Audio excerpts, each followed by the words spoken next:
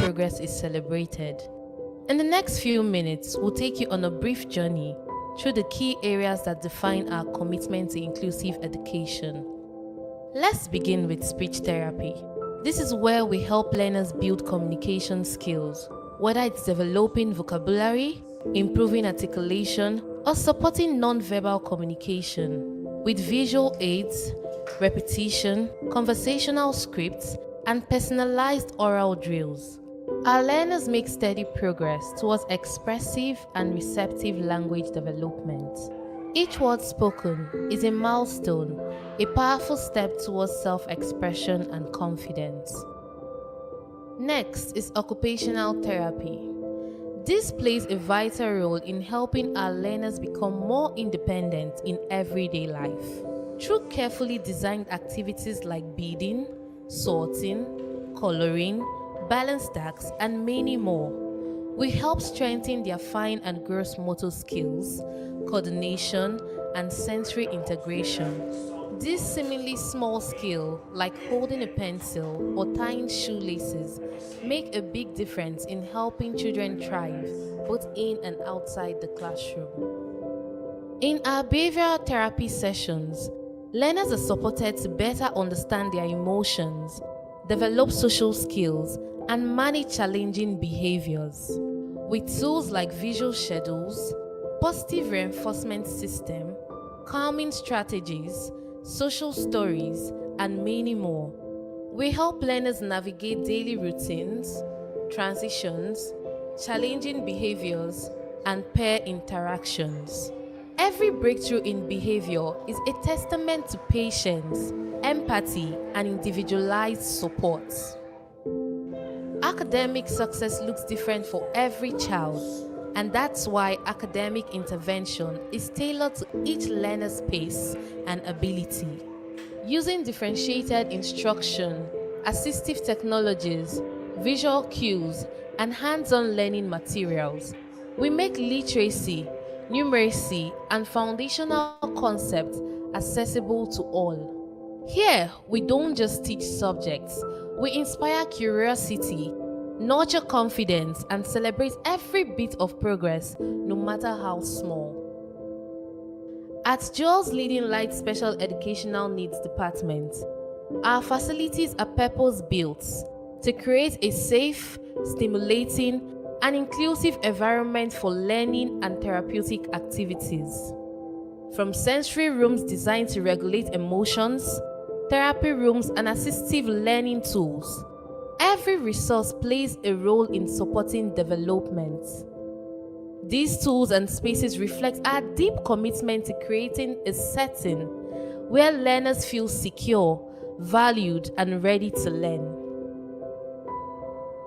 At Joel's Leading Light Special Educational Needs Department, one thing remains constant: our belief in every child's ability to grow, learn, and shine in their own unique way. Together, through our tailored therapeutic regime and activities, we are not just supporting learners, we are unlocking potential and empowering futures. Thank you for joining us on this journey.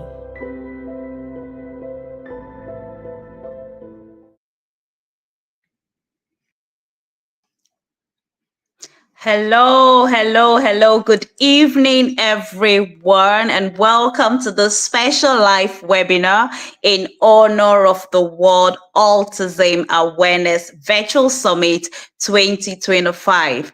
It is an absolute pleasure to have you join us from different parts of the world as we have come to learn and advocate for a more inclusive world for individuals on autism spectrum.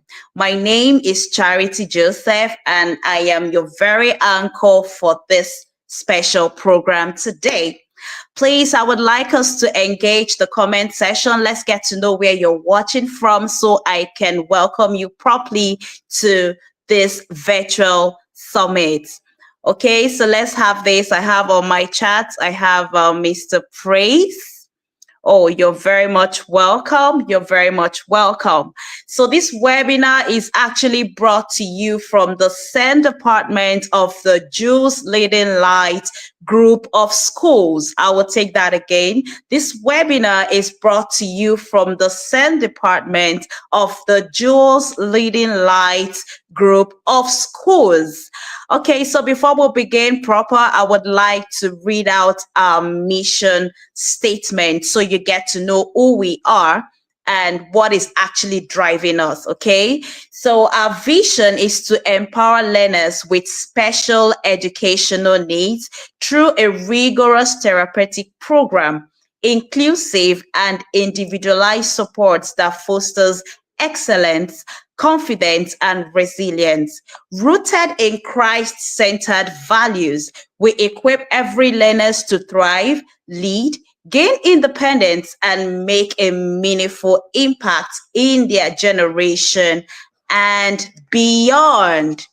Okay, so let's still engage the comment session. I want to see those that are joining us so I can welcome you proper. I believe we have a lot of people from all over the world watching us this evening or morning, what time it is from wherever it is you're watching. Okay, so as we begin proper tonight, I would like to encourage us to engage. Most importantly, open up your hearts to listen and learn. Whether you're a parent, a caregiver, a teacher, an advocate, or simply someone who is eager to understand more about the special needs. Okay, so this is a safe space for you. No criticism. Nobody's going to judge you. Okay, so I would also want to announce that we have amazing gifts. Yes, amazing gifts for the most active individuals on this platform tonight. Okay, so if you have any questions, you're probably feeling our speakers as they are talking and something just resonates with you, you can actually put that down on the chat button, and I'm going to read it out for everyone.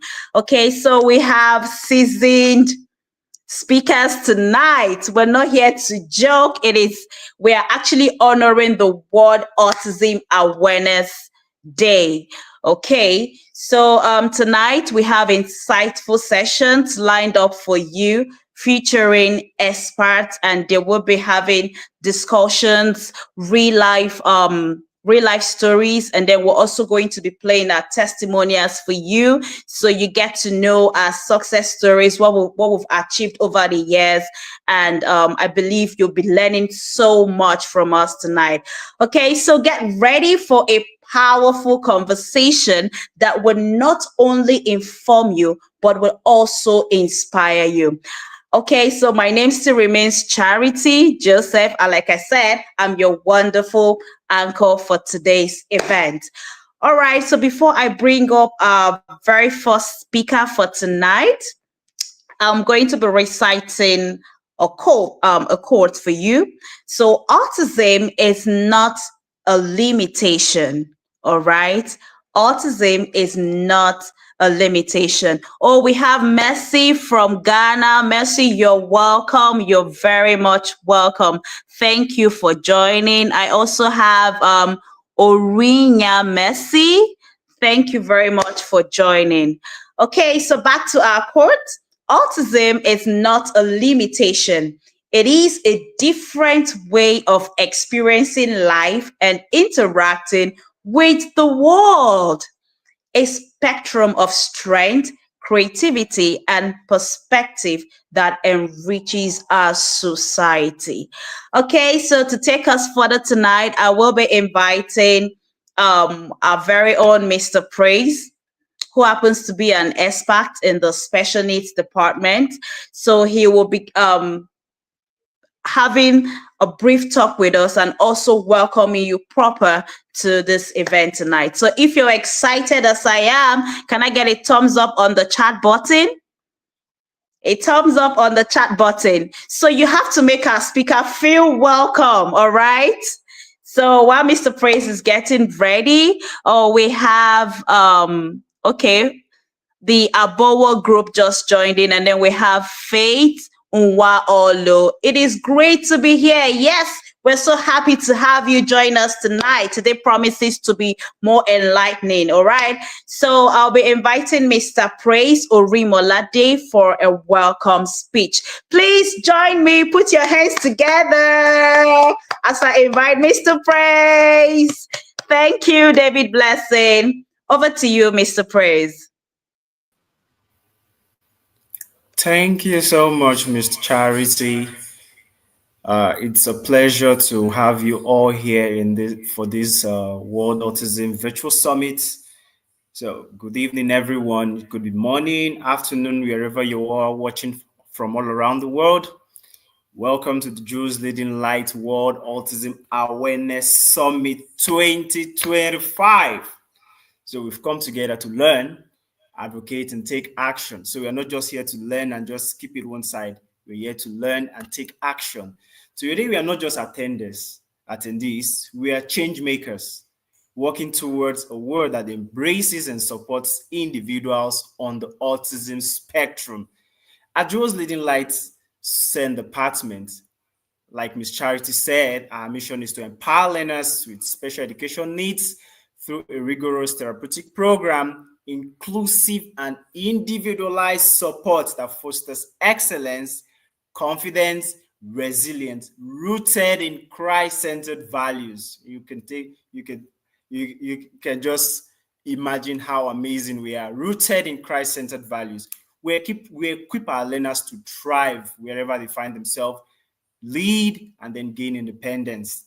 This summit embodies our commitment to awareness, inclusion. We are very, very big on inclusion and advocacy, ensuring that every of our learner, regardless of their ability, are valued and supported. So this summit is designed to enlighten us and empower us with expert insights. You'll be hearing from different experts from all around the world, inspiring success stories. You'll be seeing, watching video testimonials from some of our amazing parents who have gone through our program, and you also live with valuable knowledge and practical tools that will help you promote inclusion, maybe in your family, in your household, in your community, and in the world at large. So why does awareness matter? Awareness leads to understanding, and understanding fosters acceptance. Is when you understand something, you're able to accept it the way it is. And acceptance fuels what? Advocacy. Because when you're able to accept people the way they are, then you're able to advocate for their rights. So, like Ms. Charity rightly said, autism is not a limitation. It is simply a different way of experiencing the world. And remember, if you have a diagnosis of autism, it's not a death sentence, but a journey. And every child, adult, family living with someone on the spectrum should know that they deserve to be seen, they deserve to be heard, and they deserve to be supported. So, but remember that awareness is just the beginning, because it's just the beginning. We must follow it up with what? Action. So you cannot just be aware, you need to take action. You need to be an advocate. Whether you're a parent, whether you're a student, that is why in our institution, like I said, we are big on inclusion, and we've made our learners to understand this fact that everyone should be accepted in the school community. So as we begin, I encourage you all to be fully engaged, ask questions, engage with the speakers, engage the chat button, and open your hearts to new perspective.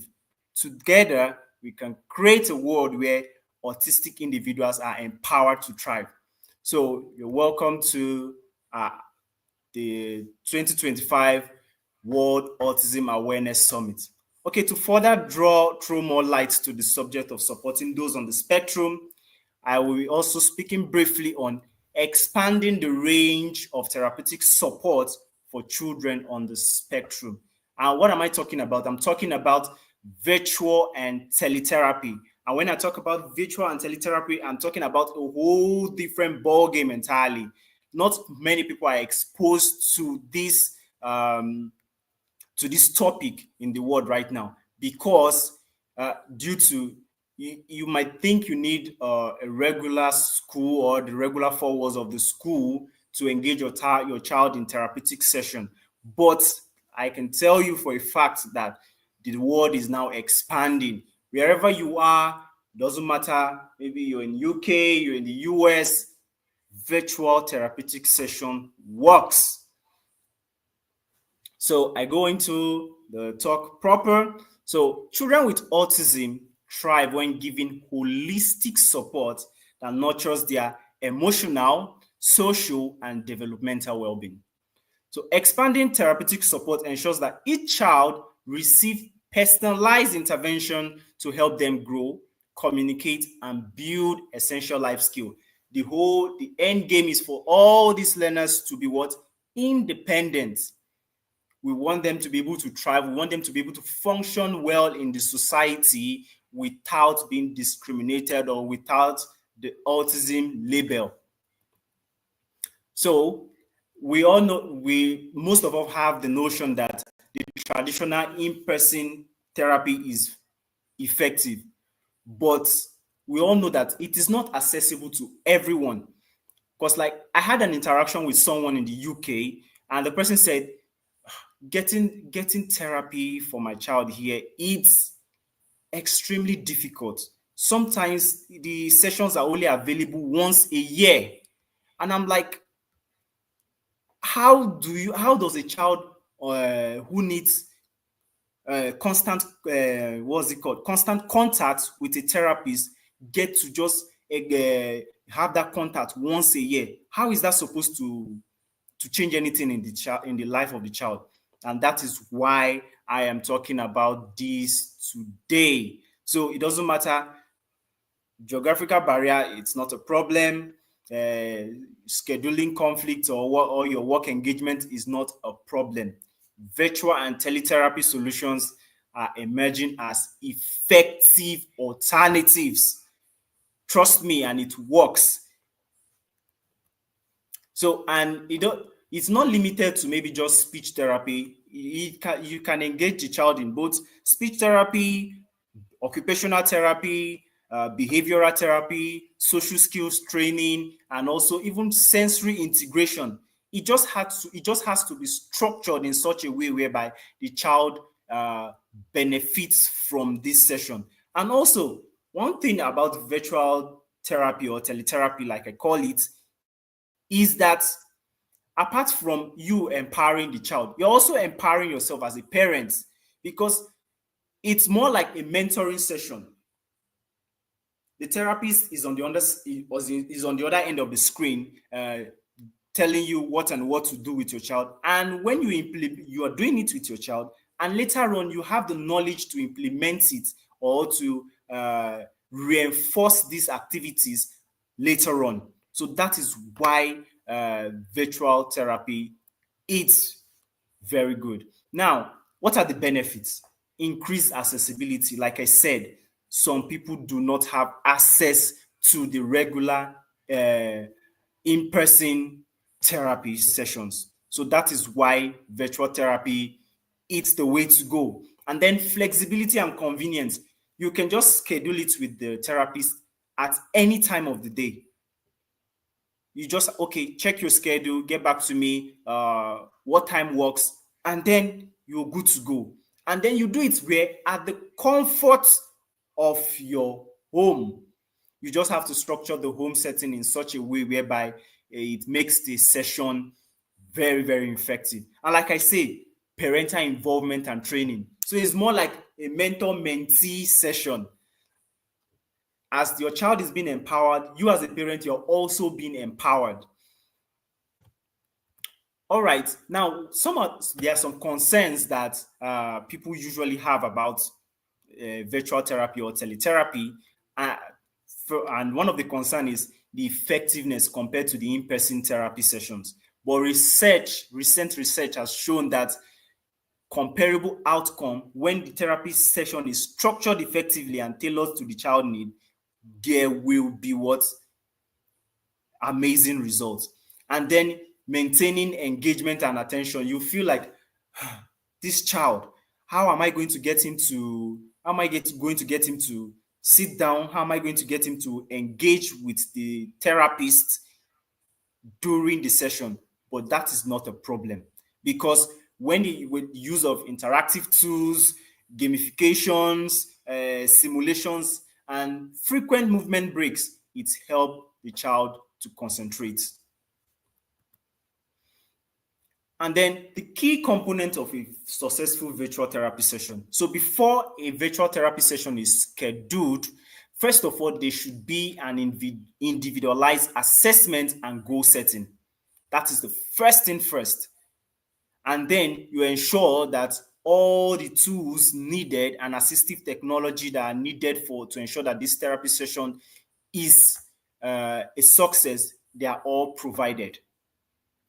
And also, the therapist is meant to the same way we track progress in the in-person or person-to-person therapeutic session, the same way the therapist is also expected to track the child's progress. And also, apart from that, it's a collaborative team effort and then you are much more involved as a parent or as a caregiver. And in conclusion, because I don't want to take so much of your time, if you have any question, you can just drop your question in the chat box and it will be attended to later. So it's imperative that as the world is advancing, we embrace innovative therapeutic delivery so as to expand access and effectiveness throughout the globe, so that it doesn't matter wherever you are, getting a therapist to work with your child is not a problem. Because our ultimate goal at the end of the day is to ensure that every autistic child receive the necessary support that they need to thrive in their everyday life. So So thank you very much. It's a pleasure having you here once again. So engage, relax, get your writing materials, and learn from our amazing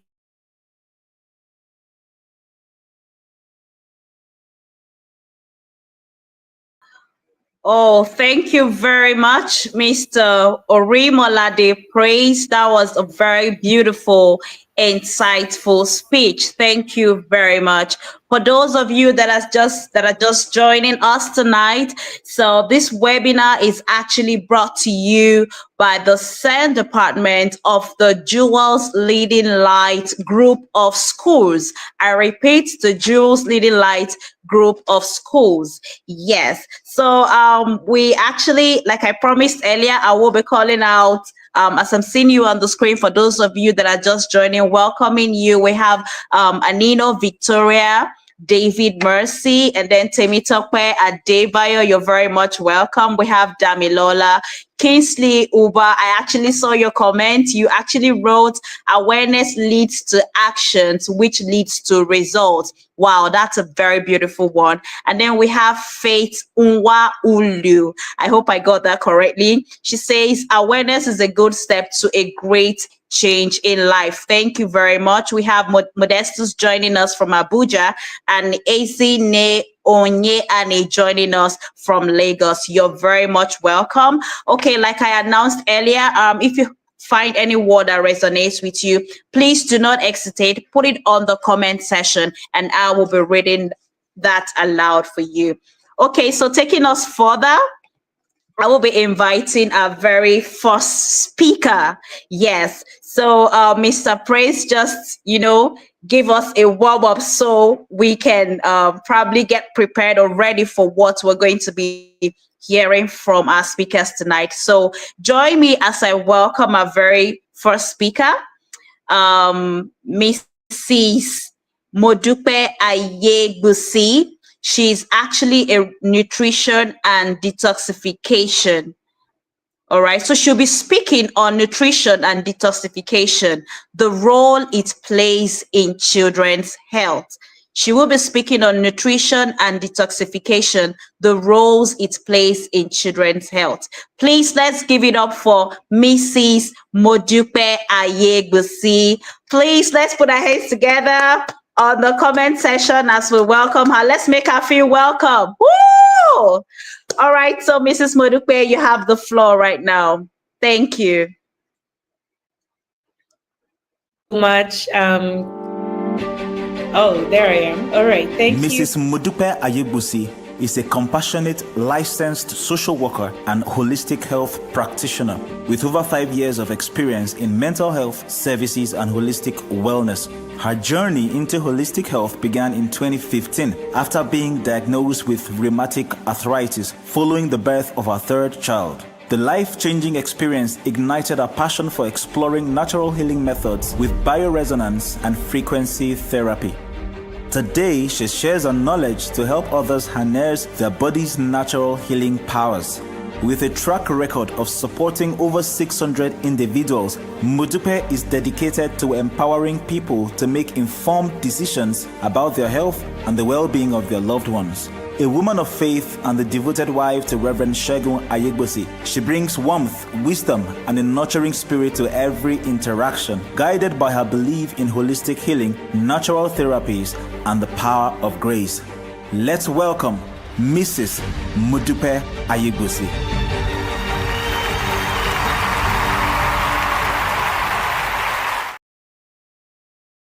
Good evening, everyone. Thank you so much for having me here. Thank you all for being online with us today. So I'm definitely going to be talking about gut health and how that impacts your children. All right. One of the areas that, as a holistic health practitioner, I have seen that is largely ignored is gut health. So, what is gut health? All right. So, what is gut health? Gut health basically is your first and most vital immune system there is. All right. If you think about it, now we say that the gut is the second brain. I choose to say that the gut is the first brain, you know. And in dealing with children, in dealing with adults, we find that children that have ADHD symptoms, that are hyperactive, that won't go to bed, you know, like those kind of things, people, children that have, stomach issues, are always falling sick, all of these. Oh, thank you so much, Mr. Good to have you here. All of those things begin in the gut. Okay, your immune system, the thing that fights infections over and over again, begins in the gut. So how does this tie to children on the spectrum? Well, one of the things that we've seen over and over again is that many children on the spectrum have a harder time with gut health than, children who are not on the spectrum. That means that they have a harder time detoxifying food.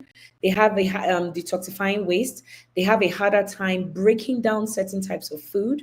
And that's why you hear many people come and say, oh, I took out dairy, I took out gluten, I took out all these kind of things. It's okay to do that, but every child is unique and every child has their own special needs. All right. So at Maze Holistic Health, one of the things that we pride ourselves with is getting to the root cause of whatsoever is going on. Yes, you might say autism, but I hope you know that research is coming out now. Please let me know in the comment section. Research is coming out now to show a link between toxicity, especially vaccine toxicity, and autism spectrum disorders. How many of us know about this? How many of us are listening to the news? How many of us are following people like RFK, who is talking about this? Please, if you've heard any of this, let me know in the comments. Let me know in the comment section. Have you heard? Yes. Enigbe, I'm sorry if I'm pronouncing your name. You said I do. Thank you. So there is a very big link right now. And many researchers are coming out to say, oh, think about it. Many times many children on the spectrum might have been what we call normal. And then they go for a vaccine, and what happens?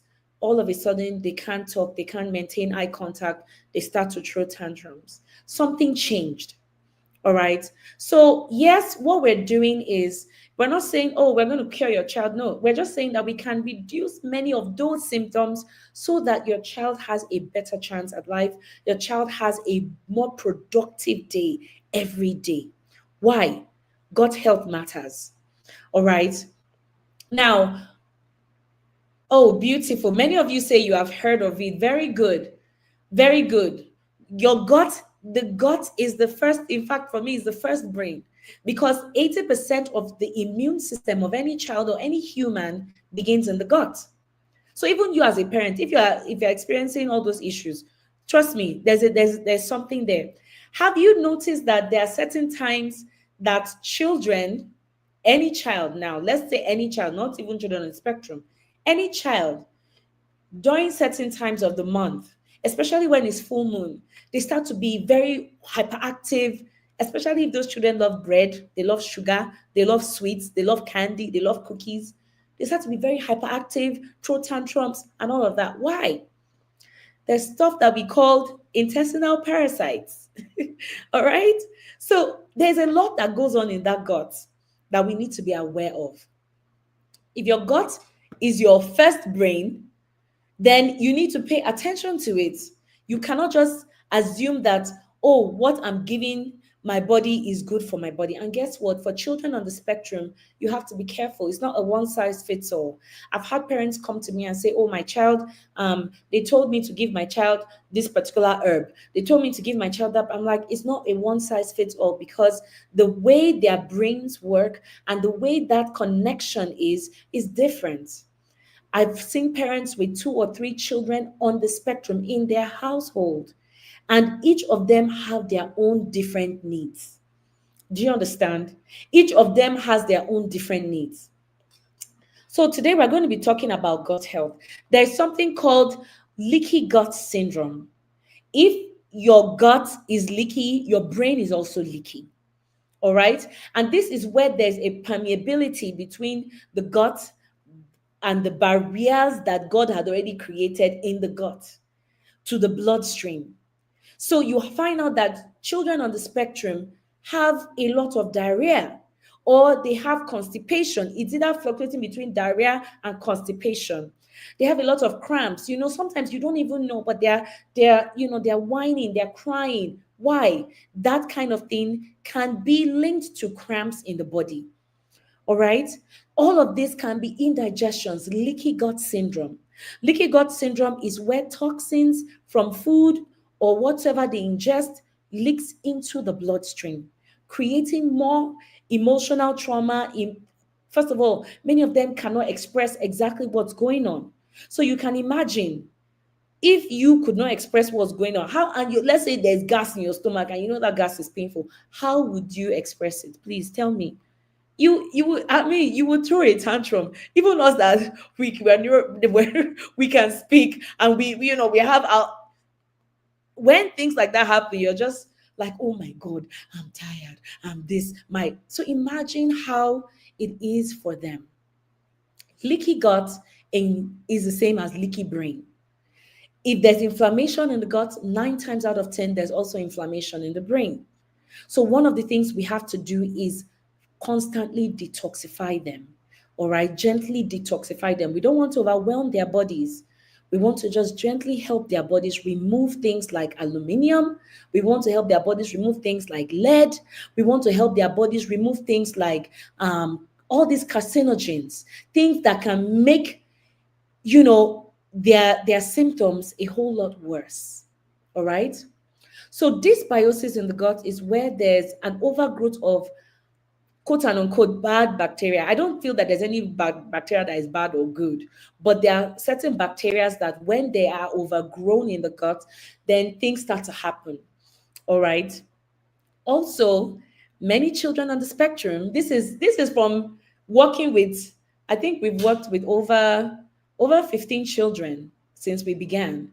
And we've had a very high success rate to the point where we had children who were non-verbal, completely non-verbal, become verbal. Children who could not sleep through the night, start sleeping through the night. Children who could not maintain eye contact, maintain eye contact. Children who could not, go to the potty, start going to the potty. This is what we experience at our wellness center. Why?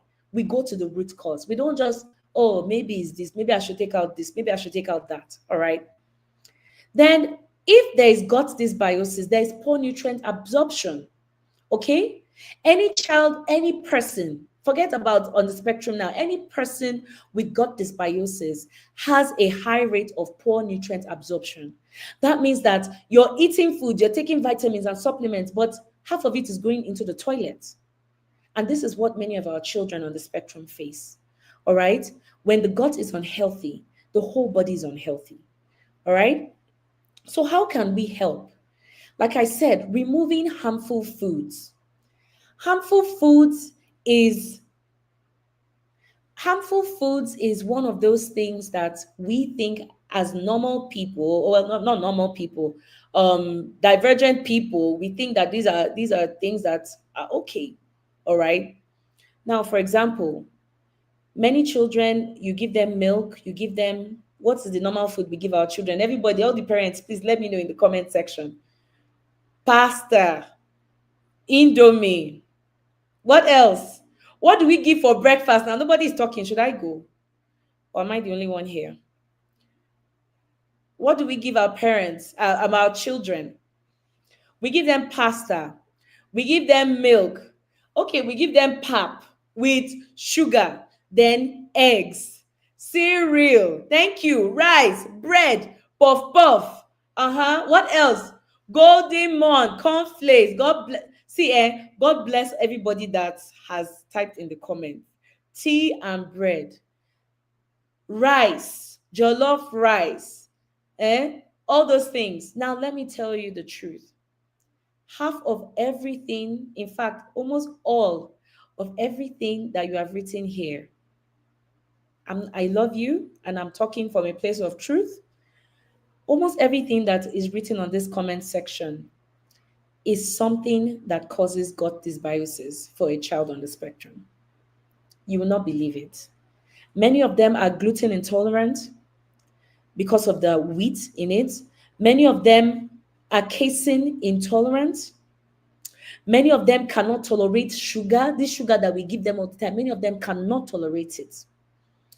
Many of them cannot break down this oil that we use to cook our food, Grand Cereal, King's oil, all these things. Many of them cannot.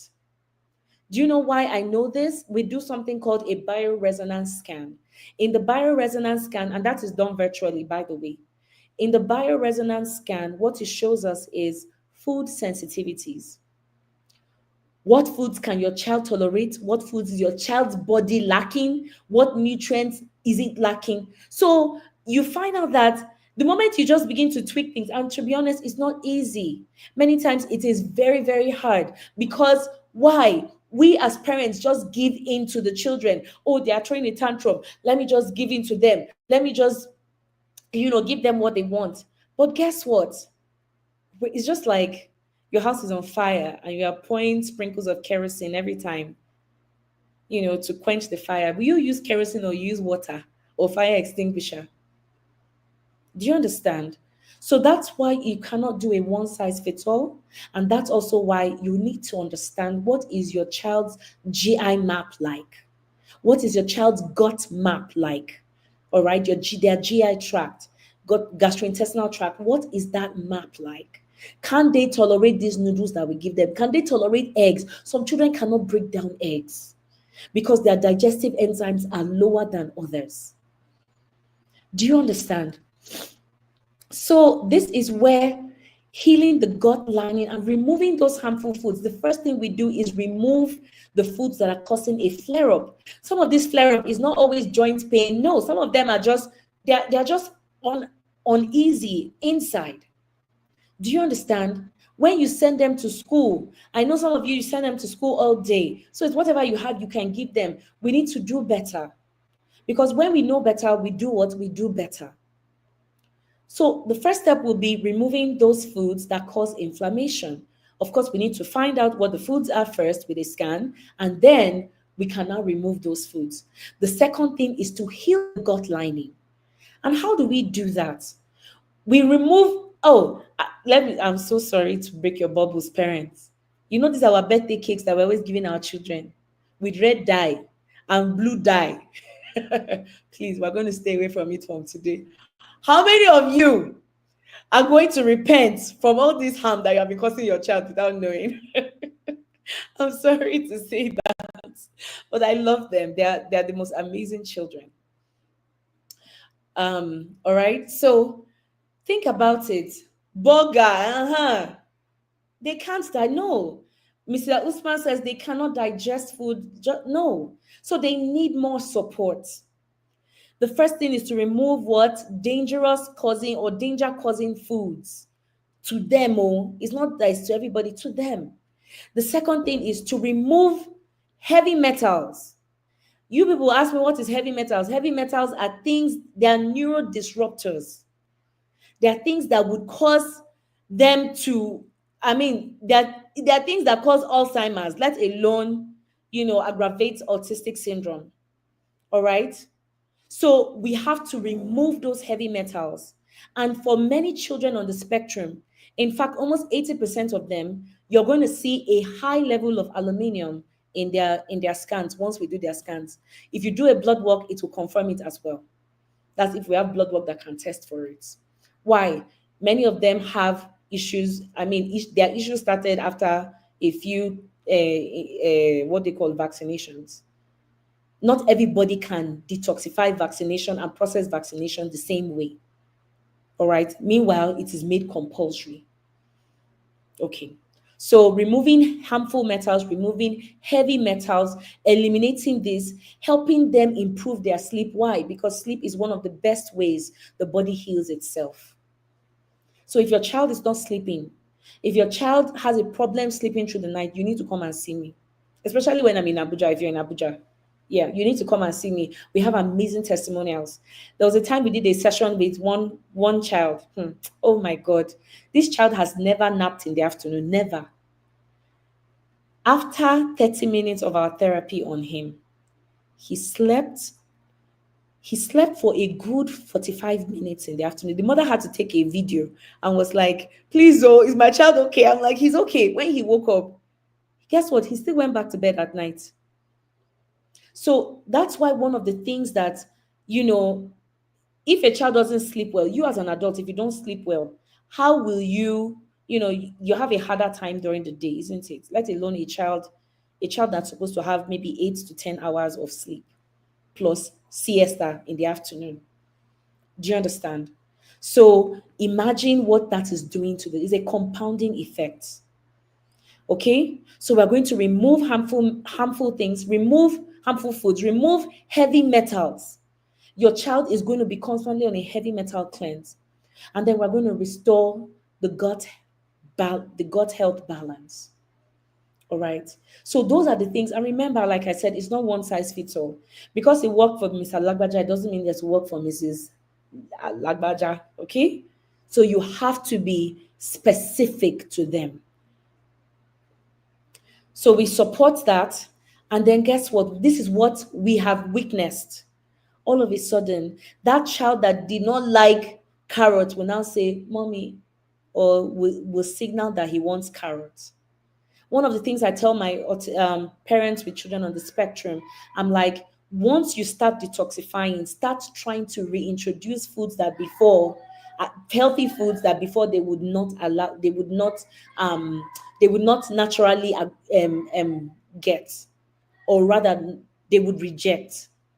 So many times they don't like vegetables, they don't like, so there's a lot of things that we do. This is why gut health is super important. It is super important. If you don't get anything out of this today, please remember what I said. Gut health is super important when it comes to children on the spectrum. You cannot play with it. You cannot downplay it. You have to keep supporting their gut health until they get to a point where they can actually do it themselves. All right. Again, I cannot say what child is safe for children on the spectrum.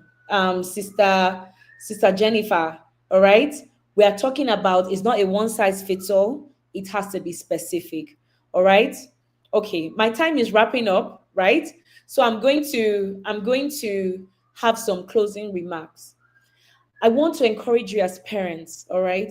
As parents, one of the things that you don't know but your children pick up on, and we see this when we scan them, honestly, is the frustration that you encounter as parents.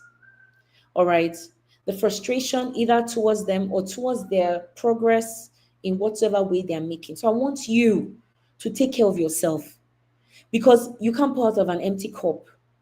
And when you are frustrated, without you knowing it, they are so instinctive, they will pick up on that signal, and then you have only regressed them in their healing journey. All right. So I want to encourage you. You as a parent, please be proactive about taking care of your own health. All right. One of the things we started doing was parent play therapy, parent play group. Yeah, parents play therapy is part of the therapies that actually help to reduce the stress that you carry. All right. Some people say dates. To be honest, I've seen children that can tolerate dates. I've seen children that cannot tolerate dates. It is very specific. Why? Your gut microbiome is diverse. And some of these children have the microbiome to break down something like dates. Other children don't. So it is not a general thing. You can do a guesswork if you want. You can start with an elimination diet where you just give them a mono food a day. All right. If that's what you want to do, it's harder because many times it's frustrating. But if you know what your child needs and then you come up with a plan, that is a lot better because now it is specific to that child, right? And you can see how you can start incorporating it gradually into their meal plan. All right. Please, can you list at least 5 best foods to feed them? Definitely, dairy is not one of them. All right. They need foods that are rich in omega-3 fatty acids. Okay. So, however you incorporate them, that is amazing. They need food that are rich in vitamin A, vitamin B, especially vitamin B12. All right. They need foods that help in detoxification. So you might really wonder, oh, how will I do this?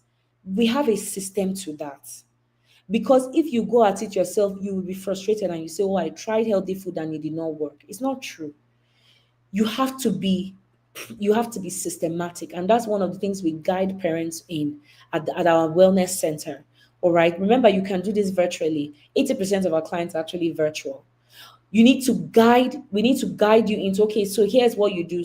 Remove this, and it's a gradual process for what that child needs. Then as you're removing this, you're substituting or you're adding. All right. So it's a very intricate process, but it's one that in a very short time you can begin to see results. That's what we want. We want them to go to the bathroom well. We want them to use the toilet without, holding poop for days. We want them to sleep well. If your gut health is not intact, guess what? Your sleep cannot be intact. Okay? Detox foods are things like celery, things like cucumber. You can make cucumber juices for them. All right? Things that help remove toxins from their body. But then we also have other things that you can do. So if you want a pathway to help you in that process, send us a DM at maisholistichealth.com or on IG. All right. I've put together a list of things that actually supports things that actually help parents with children on the spectrum. We'll be dropping that link. You can just click the link, download it, and let it help you. All right. That's my gift to you. Thank you so much for having me. Wow, wow, wow, wow. Thank you so much, Mrs. Modupe Ayebusi, for that insightful session. Wow, I have learned a lot, and I believe our viewers have also learned a lot. Thank you so very much. Okay, so dear parents, you've heard us. She said a whole lot. My notepads are full. So we're going to be having a question and answer session almost at the end of the webinar session. So please do stay with us. Like I promised, we still have amazing speakers that will be speaking to us. There is also a lot to learn. So this webinar is actually brought to you by the Jewels Leading Light Group of Schools, CERN Department. I repeat, the Jewels Leading Light Group of Schools, CERN Department. Okay, so very quickly, I'll be bringing up our second speaker. Are we enjoying ourselves? Are we really enjoying ourselves? Are we learning?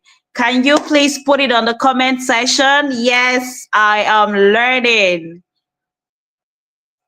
Yes, someone is saying thank you, Miss Modupe. Yes, of course. Thank you, Mrs. Modupe. Okay, so if you're ready, as I am, please join me as I welcome Dr. Omolola Okeowo. She will be speaking on inclusion starts at home, practical steps for parents to foster growth. Dr. Omolola Okeowo will be speaking on inclusion starts at home, practical steps for parents to foster growth. If you're ready, can you join your hands together as we welcome our second speaker? So she's actually feeling our excitement on the screen. So if Dr. Lola Okeowo is a trained medical doctor, autism professional, behavior analyst, self-mastery coach, and tech enthusiast. She is the founder of Autism Renewed, an online consulting practice that focuses on coaching parents on how to help their children overcome speech delay and other developmental challenges. She is the host of the Autism Renewed Conference, an annual conference put together to educate parents and the public on how to help children overcome developmental challenges. Dr. Lola believes in putting the power in the hands of parents because a well-informed and equipped parent provides a child with the parenting advantage that helps them to navigate through challenges and triumph. As a self-mastery coach, she runs a program where she coaches individuals about understanding the seasons of life, breaking limiting beliefs, unleashing their potentials, and embracing limitless possibilities.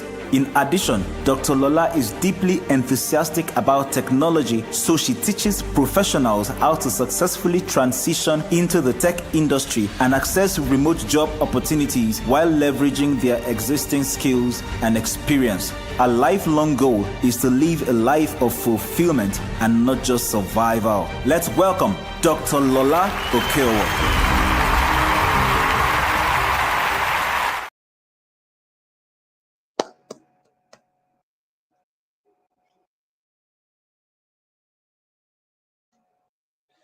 You're welcome, Doctor. Oh, hello, ma'am. Good morning, afternoon, evening. It's morning where I am. So I'll say good morning, everyone. Good morning, Good amazing morning. parents, educators, and all stakeholders. It's good to be here, ma'am. Should I go ahead, ma'am?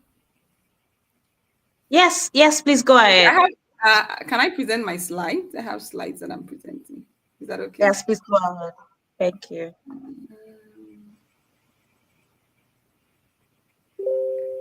How do I bring my slides onto the screen, please? Okay, share screen. No. I have my slides already. Okay, yeah. I think I'm good. Okay, let me know when you see my slides. I know I have 20 minutes. I'm hoping to be very quick. I thought I had more time, so I took my time to do my slides, but I had to just readjust things. Can you see my slides? Slides are not coming up. Not yet. Okay. Oh, come on now. Don't want to take time. My slides come up.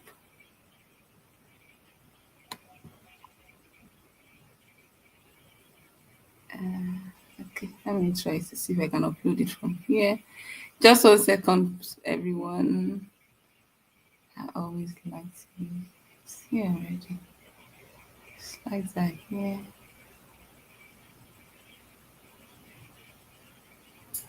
I don't know why the slides are not coming on. Yeah.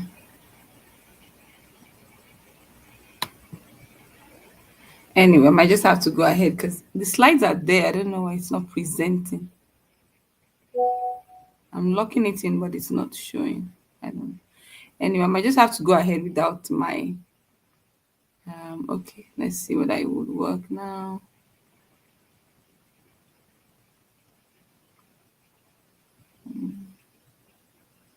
The slides are not coming up. I don't know what's happening. Okay, I might have to just go ahead without my slides. Okay, yeah.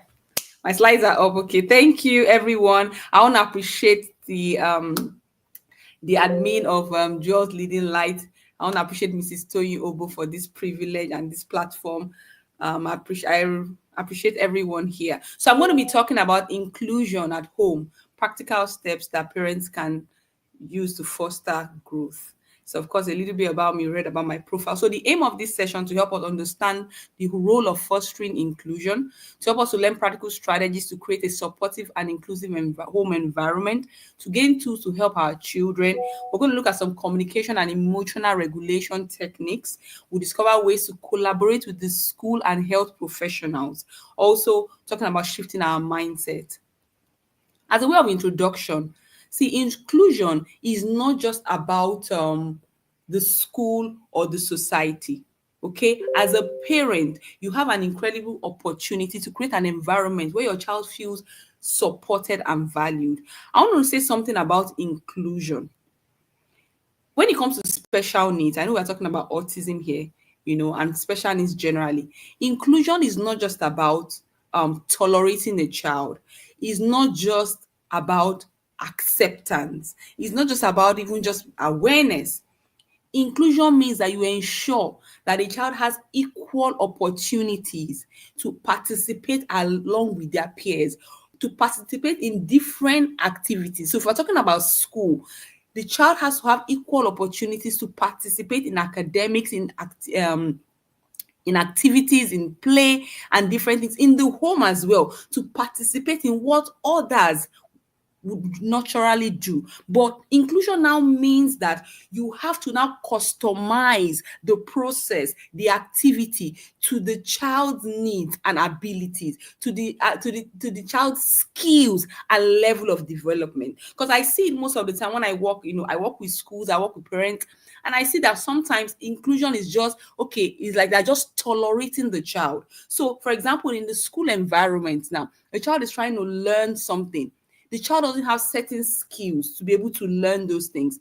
So how can we customize this learning to this child's level and use different strategies that the child can use to understand the concept? So we can use visual charts, we can use, different forms of strategies. In the home environment as well, you need to be able to customize learning to the child's ability and put in strategies and tools that will include the child, will give the child equal opportunities like every other person. So I said it entails moving beyond access to truth, moving beyond just acceptance or awareness to true participation and belonging. Why does the home matter? The home is the primary hub of learning and development. Parents, I want you to learn this. The home is the primary hub of learning, both for a neurodivergent child, a special needs child, a neurotypical child, for every child. The school are just your parenting partners. The home is the primary hub of learning, not the school. So how do we create inclusive and supportive home environment? First, you need to understand who your child is. Understand their needs, their uniqueness, their strengths, their challenges. I know we're talking about autism today, but like they always say, when you meet one child that has autism, you've met one child that has autism. No two children are the same. The same way no two individuals are the same. Even if they have the same diagnosis, even if they are even manifesting the same or similar symptoms, they are still different. So you need to understand who your child is, their peculiar needs, because that is what will help you to customize and create an inclusive and supportive home environment. Even when we're taking it to the school, when you're introducing your child to the school or taking your child to a school, you need to know your child, because that would help you to be able to partner effectively with the school. You need to know their diagnosis, and other ongoing medical conditions that they may be dealing with. Of course, we're talking about autism here, but we know there are other associated medical conditions that children with autism may have. So sometimes some may have ADHD, some may have sensory issues, some may have epilepsy, and some other things. They may have other diagnoses or other associated conditions. So auditory hypersensitivity, they may have sensory processing issues, some may be pre-verbal, some may be, of course, they're verbal, some may have social issues, some may have anxiety. So you need to understand your child, know their needs, their uniqueness, their strengths and their challenges. Every individual has strengths. And yes, they may have limitations, they may have developmental delay, they may have challenges, but we always want to go from their strength to their weakness. Remember, go from strength to weakness. So no matter who your child is, look for a strength. Look for a something that is positive. You need that mindset, to be able to see your child in a good light. Okay. Then your goals for your child.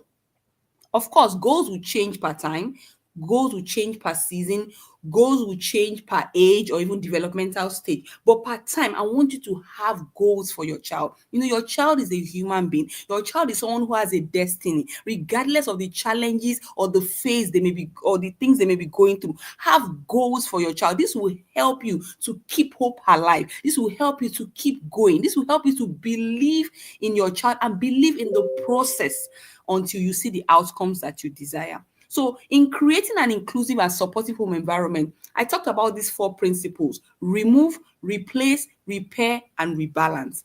When it comes to removing, we're talking about removing things that could be impeding their learning and their development, their growth and ability to acquire skills and gain milestones. So things like screen, Yes, the popular screen time, because screen is one of the things that affects um developmental milestones. I don't have time to go into the whole thing about screens, but screen, especially for children with autism, children with special needs, developmental delay, screen affects their development, because the way God designed us to learn and to grow and to gain developmental milestones is to be able to use all our senses to interact with our environment. That's how we learn. That's why you see a child will want to explore their environment. They take things, they tear it, they smell it, they eat it and all that. They are trying to use their senses to interact with their environment and learn. And we know that children that have autism, they have developmental delay.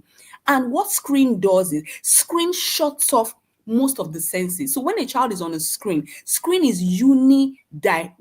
directional. So, and the child is just consuming. The child is not able to interact effectively with the content of the screen. Forget the thing that they say, oh, they are learning on the screen. Most of the time, that true learning is not taking place, because true learning entails that you interact with your senses. But when you just stare at the screen and you're just listening, the child is just consuming.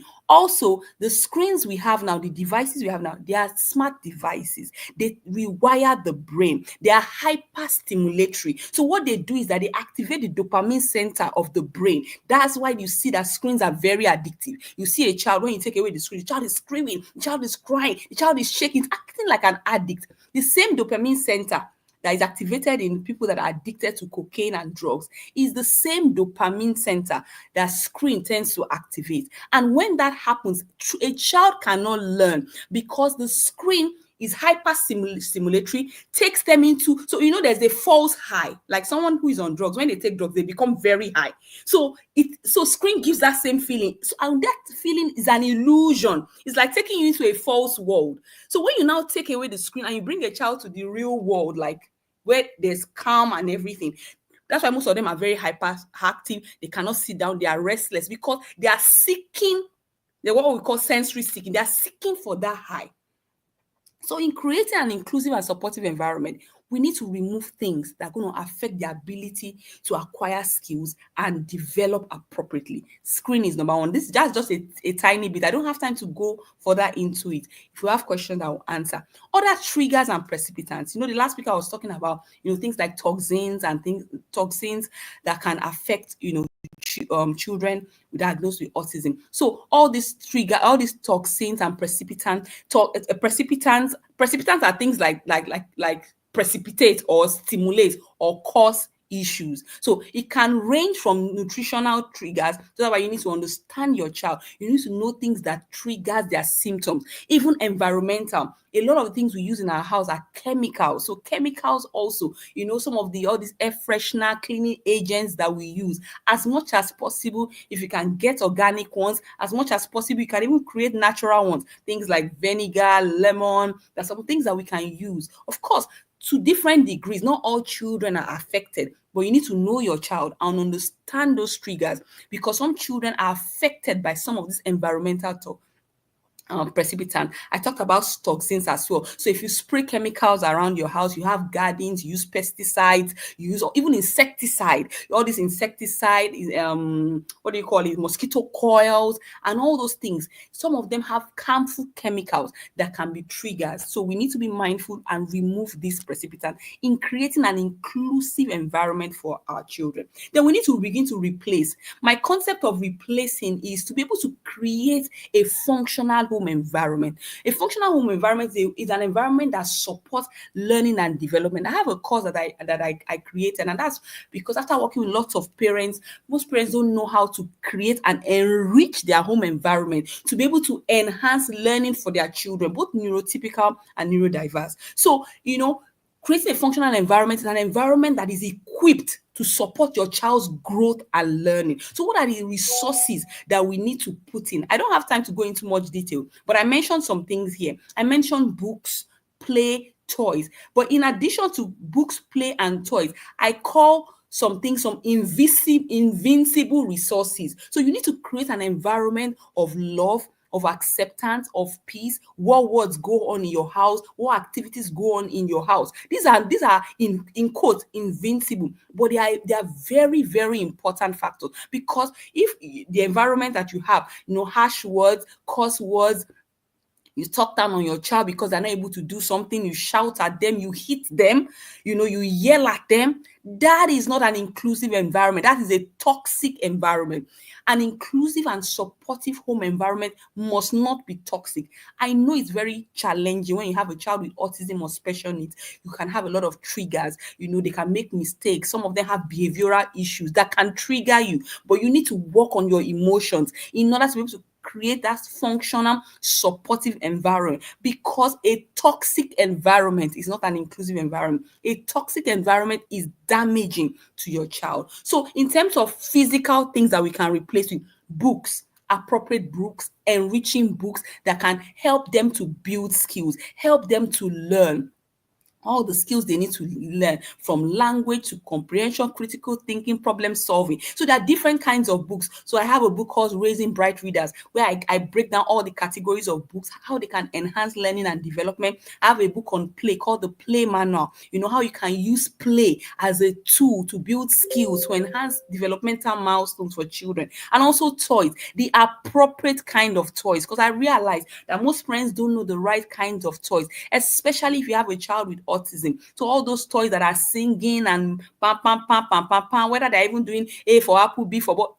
See, all those toys that flash like they're saying, they are not appropriate. So you need to buy the appropriate toys, so that environment is inclusive and supportive. Because when it's inclusive and supportive, it will help them to be able to build skills. It will help them to be able to develop, the milestones that are delayed in. Because what happens in autism or other developmental conditions, and even special needs most time, is that the children are delayed developmentally. So the skills that are easier for other children to acquire, they are delayed, and they can be delayed due to different things. We could have genetic issues, medical conditions, or things like that. So we now need to support them in acquiring those skills. So if there are maybe medical conditions, epilepsy, things like that need to be treated, maybe with medication. If sometimes it's due to toxins, they need detoxification and things like that. Whatever strategies we are doing, even when we are doing therapy, speech therapy, occupational therapy, ABA, what we are doing is we are trying to support them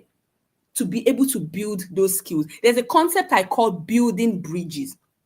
A bridge connects one point to the other. So if you want to get from this point to the other point and there's a breakage, you can build a bridge to go across. So for children with autism, I have a concept called building bridges. So they have developmental challenges, developmental delay. It could be language delay, it could be behavioral issues, it could be sensory issues, things like that. Some of them are picky eaters. Whatever the issue is, we can build a bridge. So part of building a bridge is to implement strategies, tools that would help them to cross from one end to the other.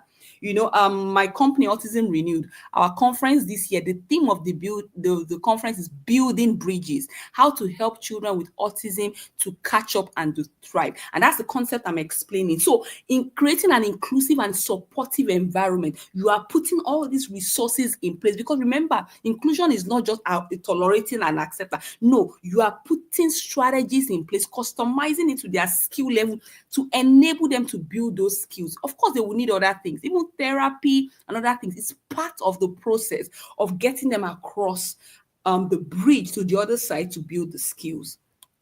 Then I talk about repair.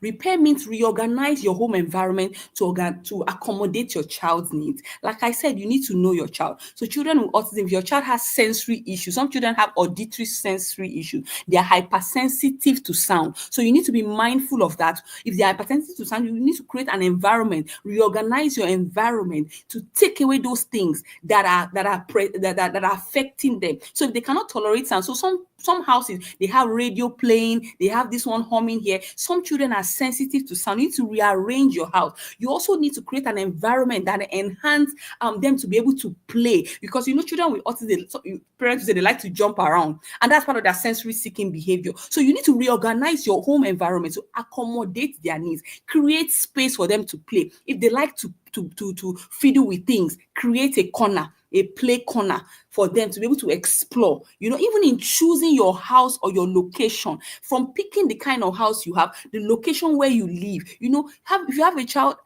with autism, staying on the third flat is not really a good idea, because they're hyperactive, because you now be shouting, hey, don't go to the balcony, because they can jump. Some of them are fearless. Some parents, you are staying in a place that has a pool or a river close by, then that means swimming lessons is a priority. You cannot have swimming pool in your house when you have a child with autism and that child cannot swim, or your pool is not covered, or you don't have someone trained in that environment. That environment is not an inclusive environment. So that's talking about reorganizing your house to accommodate their needs. You shouldn't have glass everywhere. I just saw a story of a celebrity in America that the child died, a little child about almost 2 years. What happened? They have a mirror, a standing mirror in the room, very heavy mirror. I don't know how that child pulled the mirror, and the mirror fell on the child and broke, and the child died. So that kind of environment now is not the right environment for that child. The child may not have special needs, but everybody has needs that are special according to your phase of life or your age. So for that child that is 22 months, the needs that the child require that those parents shouldn't have such a thing. So you need to reorganize your home environment to accommodate your child's needs. I will rush through. Rebalance talks about introducing targeted resources and tools. So now you know your child, their peculiar needs, all the things they're dealing with. So what are the targeted resources that are specific to them? We can start with things like diets. You need to so if you're changing diets, I would always advise my clients when I help them to change diet, because I work with parents. I work from diet to nutrition to behavioral to language and things like that. Make the diet family. So don't just create customized diet for the child. Try to, because who would like to feel different? Just you taking one kind of diet. So sometimes some children will resist. So if you are making the home environment inclusive, try to make it a lifestyle in the home. So let the whole house change their diet, so the child will not feel isolated or discriminated against. The child is going to feel included. That's what we call, that's an inclusive nutrition. Let me say it that way. Then even the home environment in general. What are the things I talked about? Toxins. So if your child is allergic to certain things, change those things. The products that you use, cleaning products, pesticide, all those things. You need to be conscious of those things. So other targeted resources your child may need. If your child has sensory issues, hyperactive, you may need to get resources, things like trampoline, swings. Those are the resources of play that you need to get, that your child can play with. Weighted blankets, and things like that. Sensory toys, all those kinds of things are part of rebalancing. You need to create sensory friendly spaces. You need to adjust the light, the noise. Some children are sensitive to light, noise. So some of you that you might have all these beaming lights and all those things, for some children it's hyperstimulatory and it could be causing behavioral issues because they are hypersensitive to light, noise as well. You shouldn't have sounds everywhere, playing in the background or humming, because children with autism are very sensitive to sound. The way we say dogs can hear sound from afar, children with autism can hear the humming of your fridge, the humming of your freezer that doesn't bother you, it bothers them. It's as serious that some of them can even hear the Wi-Fi rays to the phones and devices. So you need to, adjust those things to meet their sensory needs. Okay. You now need to create clear communication strategies, especially for those that are pre-verbal. I said pre-verbal, I don't like to say non-verbal, because I don't believe that you can't just say no, you never know. Nobody can say a child will never speak. So I like to say pre-verbal, because every child has the potential. Medically, you may not, but nobody is God. So you can never close the case. I've seen someone who didn't speak until 11, who didn't read until 18. Now he's in his 30s. He's a professor. He's speaking, he's reading. He's the youngest professor in Cambridge. You can Google him, Jason Addy. I've seen someone as well who didn't speak until 22. First time he spoke was 22. So I like to say pre-verbal, because medicine is progressive. And of course, nobody is God. Every child has the potential. So create, clear communication strategies in the home so that everybody can help the child, can help to communicate with the child. Visual schedules. So have visual schedules everywhere. You can have in the toilet, you can have in the sitting room. It will help with communication. Even for children that have language, it will still help them with communication. Use things like social stories. Social stories are like creating a story. You're trying to teach a child a concept or something. So you can create it in a story form. So social stories helps a lot, can help with a child now knowing how to act in situations. So you can create social stories, alternative communication methods. So things like the AAC, the sign language gestures, picture exchange, known as PECs. These are all tools that would help communication. These are all inclusive strategies you can use for communication. It will also help with behavior, because most times behavioral issues come up apart from maybe medical issues. The child might have constipation and some other things that may precipitate behaviors because the child is trying to communicate. Because I want you to know something: every behavior is a communication. Let me say it again. Every behavior is a communication. So if a child is acting out, so it could be that they're dealing with a medical condition or they're trying to express themselves. So most times, giving them communication method is like a bridge. So they have language issues or communication issues. We are now building a bridge through these devices to give them to express themselves. Of course, establish structures and routines and predictability. Let routines in your house be predictable. I teach my clients how to create a morning routine that is predictable, a night routine that is predictable. Then during the day, let routines be predictable. Let them follow the same steps, the same strategies. That helps children with autism because children with autism don't like transition. They don't like transition and unpredictability. So create predictability through your routines and be patient. Teach it gradually. Teach daily life skills, because remember, everything is not just about maths and English. Life skills.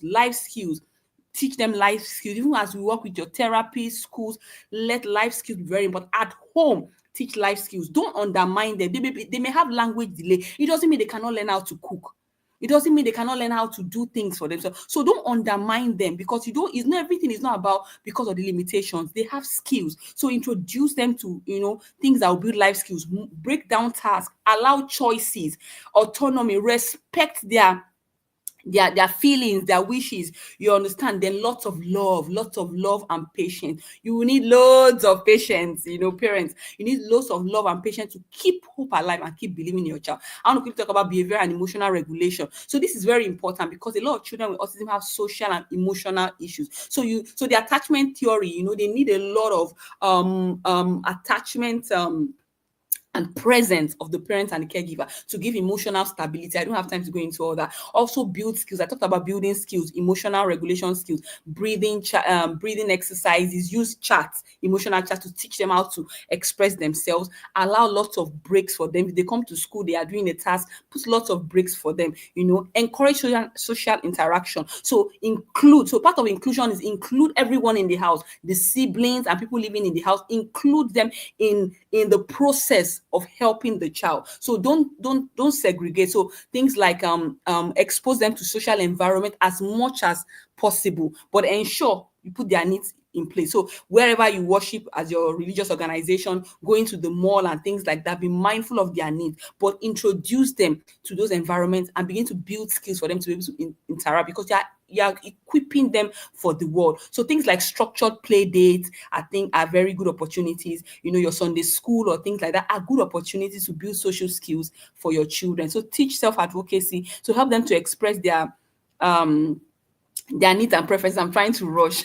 Then, of course, I talked about communicating with your teachers and health professionals. So whatever is working in school, because one thing I see is that I often see a disconnection between the home, the professionals, the health professional therapists, and the school. But it's important for everyone to work together, because there's something we call generalization. Generalization means that when you learn a skill, you should be able to use it in different settings. So most times a child goes for therapy and they teach the child something, it ends there in therapy. Parents don't even know what is happening. How can you master a skill if you cannot use the skill in different settings? So it's important, if you are doing certain things at home that are working, carry the teachers along, carry your health professionals and therapists along in what you're doing. Of course, most of the children will have what we call IEP in school, individualized educational plan, or personalized plan, as some people will call it. Carry them along. All those things are important. Share your insights, strategies of things that are working at home.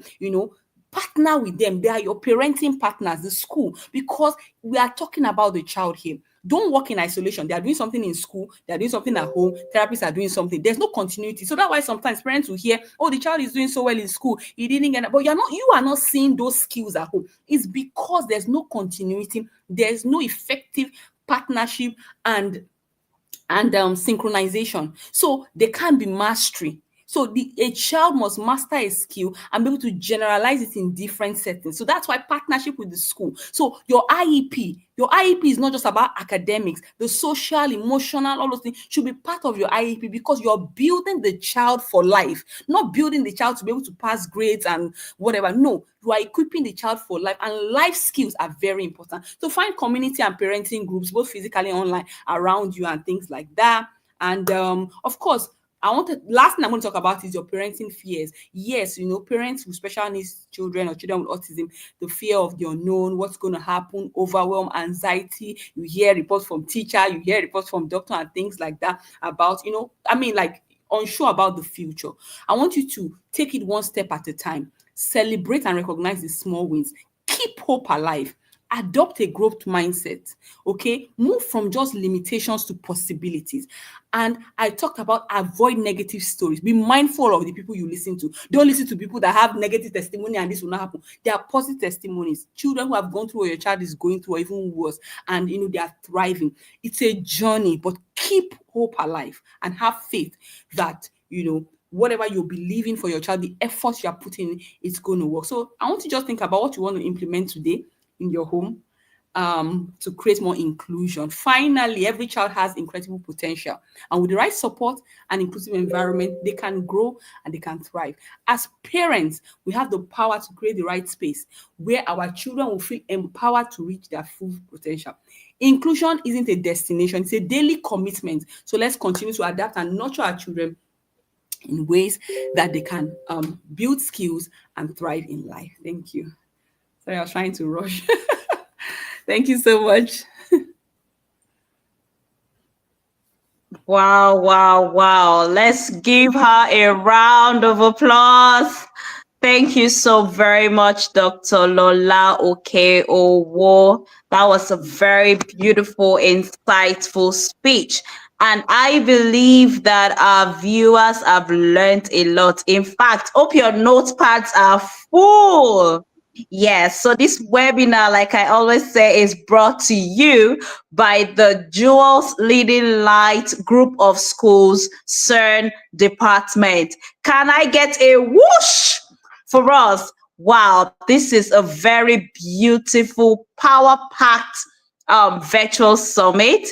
Yes, in honor of the World Autism Awareness. So we're moving very quickly because of our time, and I will not hesitate in calling our third speaker. So before then, we're going to be listening to two parent testimonials. Okay, so are the media team ready? Thank you very much again, Dr. Omolola Okewo. We appreciate you, ma'am. Thank you so very much. Autism, ADHD, precise. Good morning, my name is Mrs. Chioma Charles Abel. I'm Chibueze's mom. I just want to say how far Chibueze has gone, his progress reports from Juice Leading Lights Academy since 2015. Chibueze, I remember when I had him, I never knew as a first-time mom that he was diagnosed with autism, ADHD, precise. The school called my attention to it. That day I was devastated, but Mrs. Obor was able to calm me down. So since then, his progress report has been fantastic. A lot of milestone changes. Chibueze never used to have a good eye contact, but now he's very good. His eye contact is very good. He stopped diapers, his potty training, everything is perfect. And all with the help of the school and God. His speech is coming out a little, which we believe with time God will perfect on. I also want to appreciate Mrs. Obor. I also want to appreciate the educators, the therapists. They have really been doing a good job. Thank you.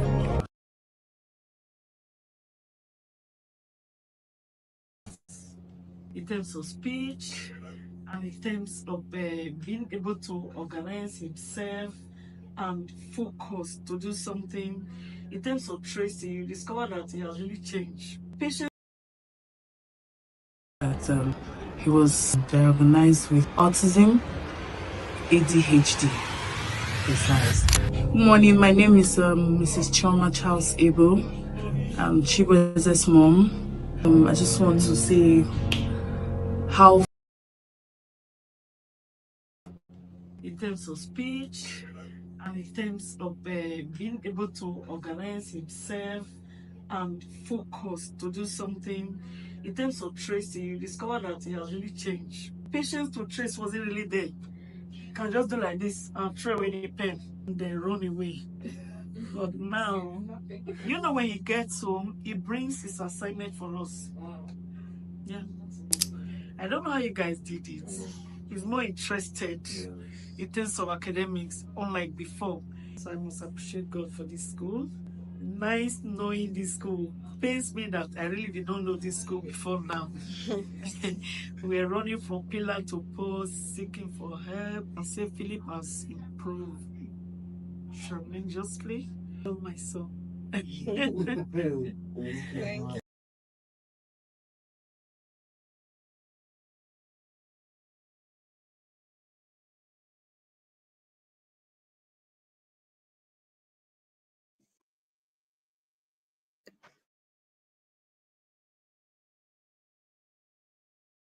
Oh, yes. So that's testimonials from our parents from the Jewels Leading Lights Academy. Okay, so we have professionals that actually handle special needs children.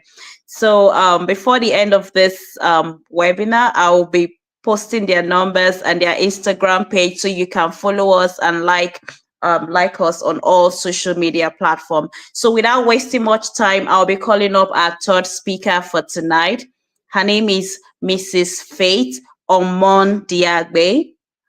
So she will be speaking on inclusive education, strategies for supporting autism in schools and learning environment. Mrs. Faith Omondiagbe will be speaking on inclusive education, strategies for supporting autism in schools and learning environment. If you're ready, like I am ready, yes, let's put up the chat button. Can we just say we are ready? We are ready, Mrs. Faith, and then she's gonna come up. Omondiagbe Ali is a dedicated professional in the field of special education and behavior analysis, specializing in providing tailored support for children with diverse learning needs. With extensive experience in assessment, intervention planning, and caregiver training, Ms. Faith works closely with families and educators to implement effective strategies that enhance functional skills, communication, safety awareness, and independent living skills in children. As a key member of Diverse Minds, Ms. Faith collaborates with a team to develop individualized educational and behavioral programs. In addition to working directly with children, Ms. Faith also mentors and supervises shadow teachers to ensure that children receive consistent and structured support in both school and home settings. Beyond direct intervention, Ms. Faith conducts parent training workshops, equipping caregivers with practical strategies to manage and support their child's development effectively. With a strong commitment to professional growth, Ms. Faith is also preparing for the QASPS certification to deepen their expertise in behavior analysis and intervention planning. Ms. Faith's work is guided by a passion for inclusivity, evidence-based practices, and empowering children to reach their full potential. Let's welcome Mrs. Faith Omondiagbe Ali.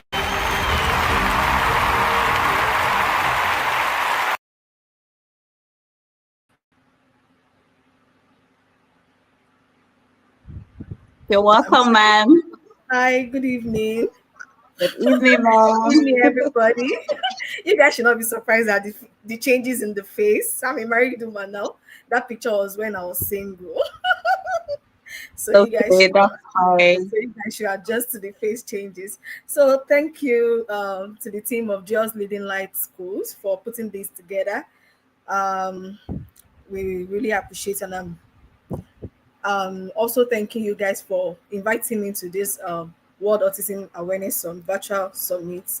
So today my topic is inclusive education, strategies for supporting children with autism in schools and learning environments. So, firstly, we'll be talking about inclusive education. What is inclusive education?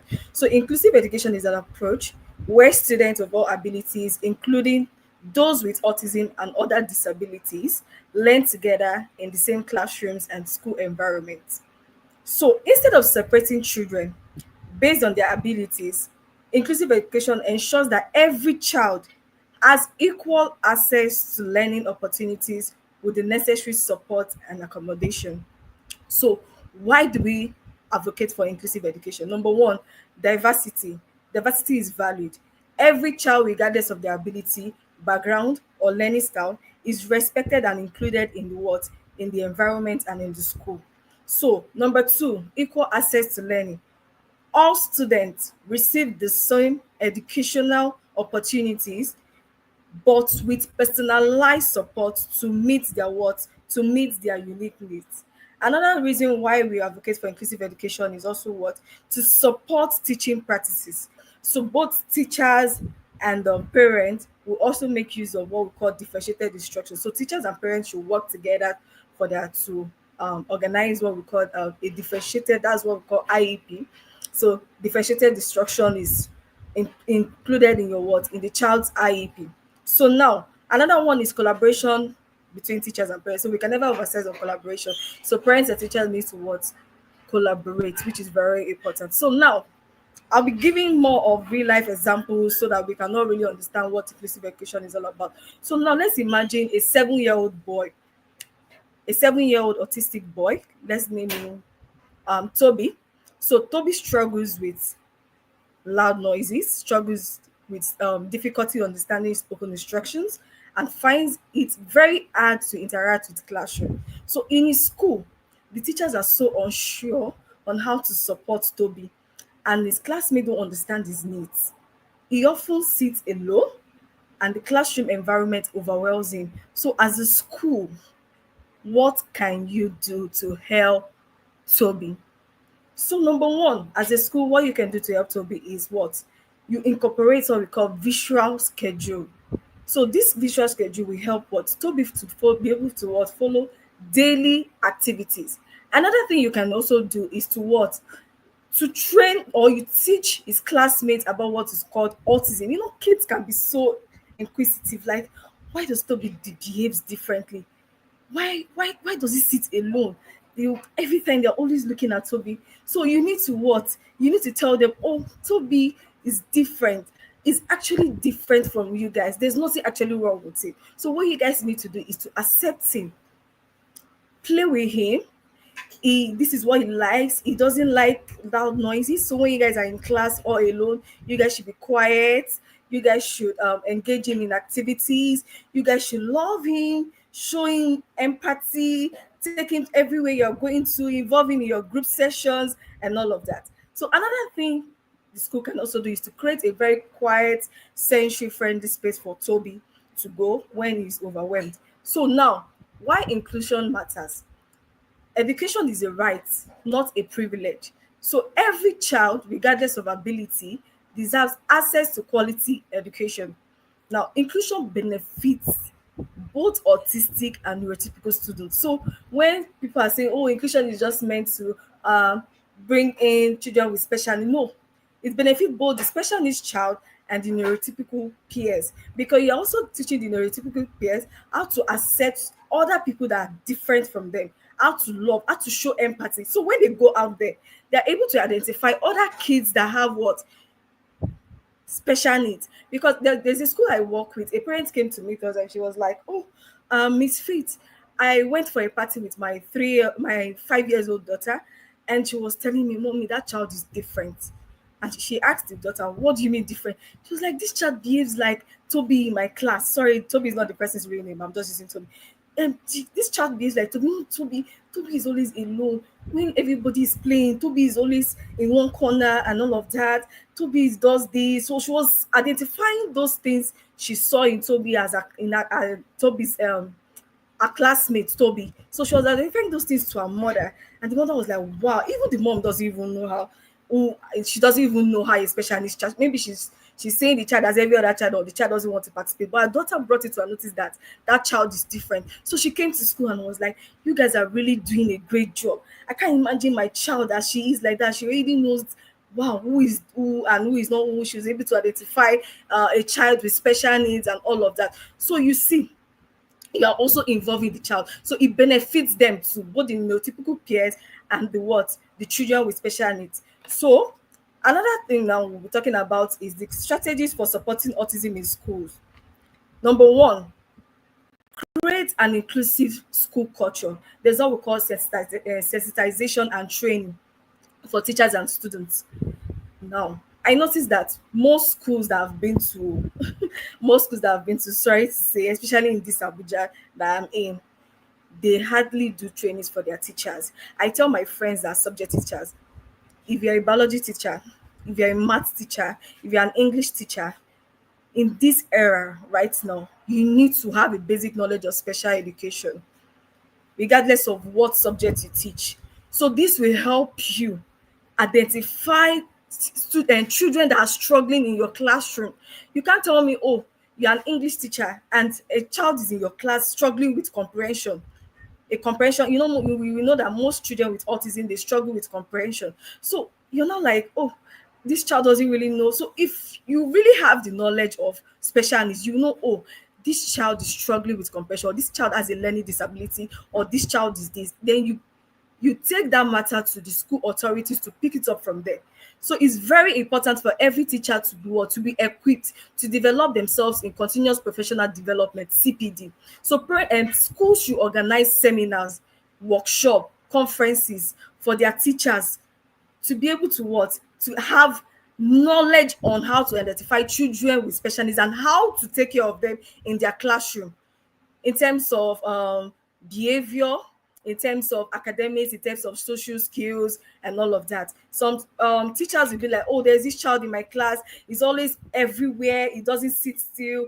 As a teacher, if you have the basic knowledge of special, you should know what to do to make that child sit still. Or in fact, you should know how to help that child sit still.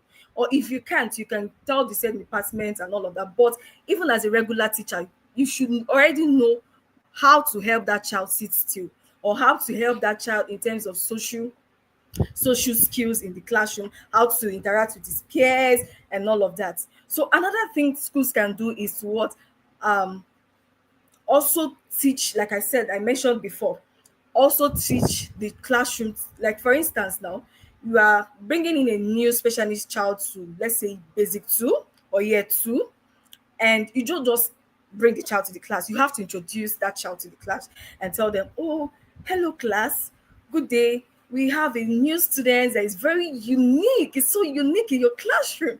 You know what his name is? Toby. Toby loves this, Toby doesn't like this. Toby, I want you all, you will see that they will be the one helping you take care of that child. When the teacher is not around, they'll be the ones to tell, Ma, Toby went out. I was the one that went to the playground to bring him. He went to the playground when you were not there. I was the one that went there to bring him to the class. Oh, Ma, Toby is feeling like it's like he wants to eat, or he's feeling hungry. I have to go get his food. They'll be the one helping you. So you're seeing that inclusion in your class when you train these children. So it starts from now.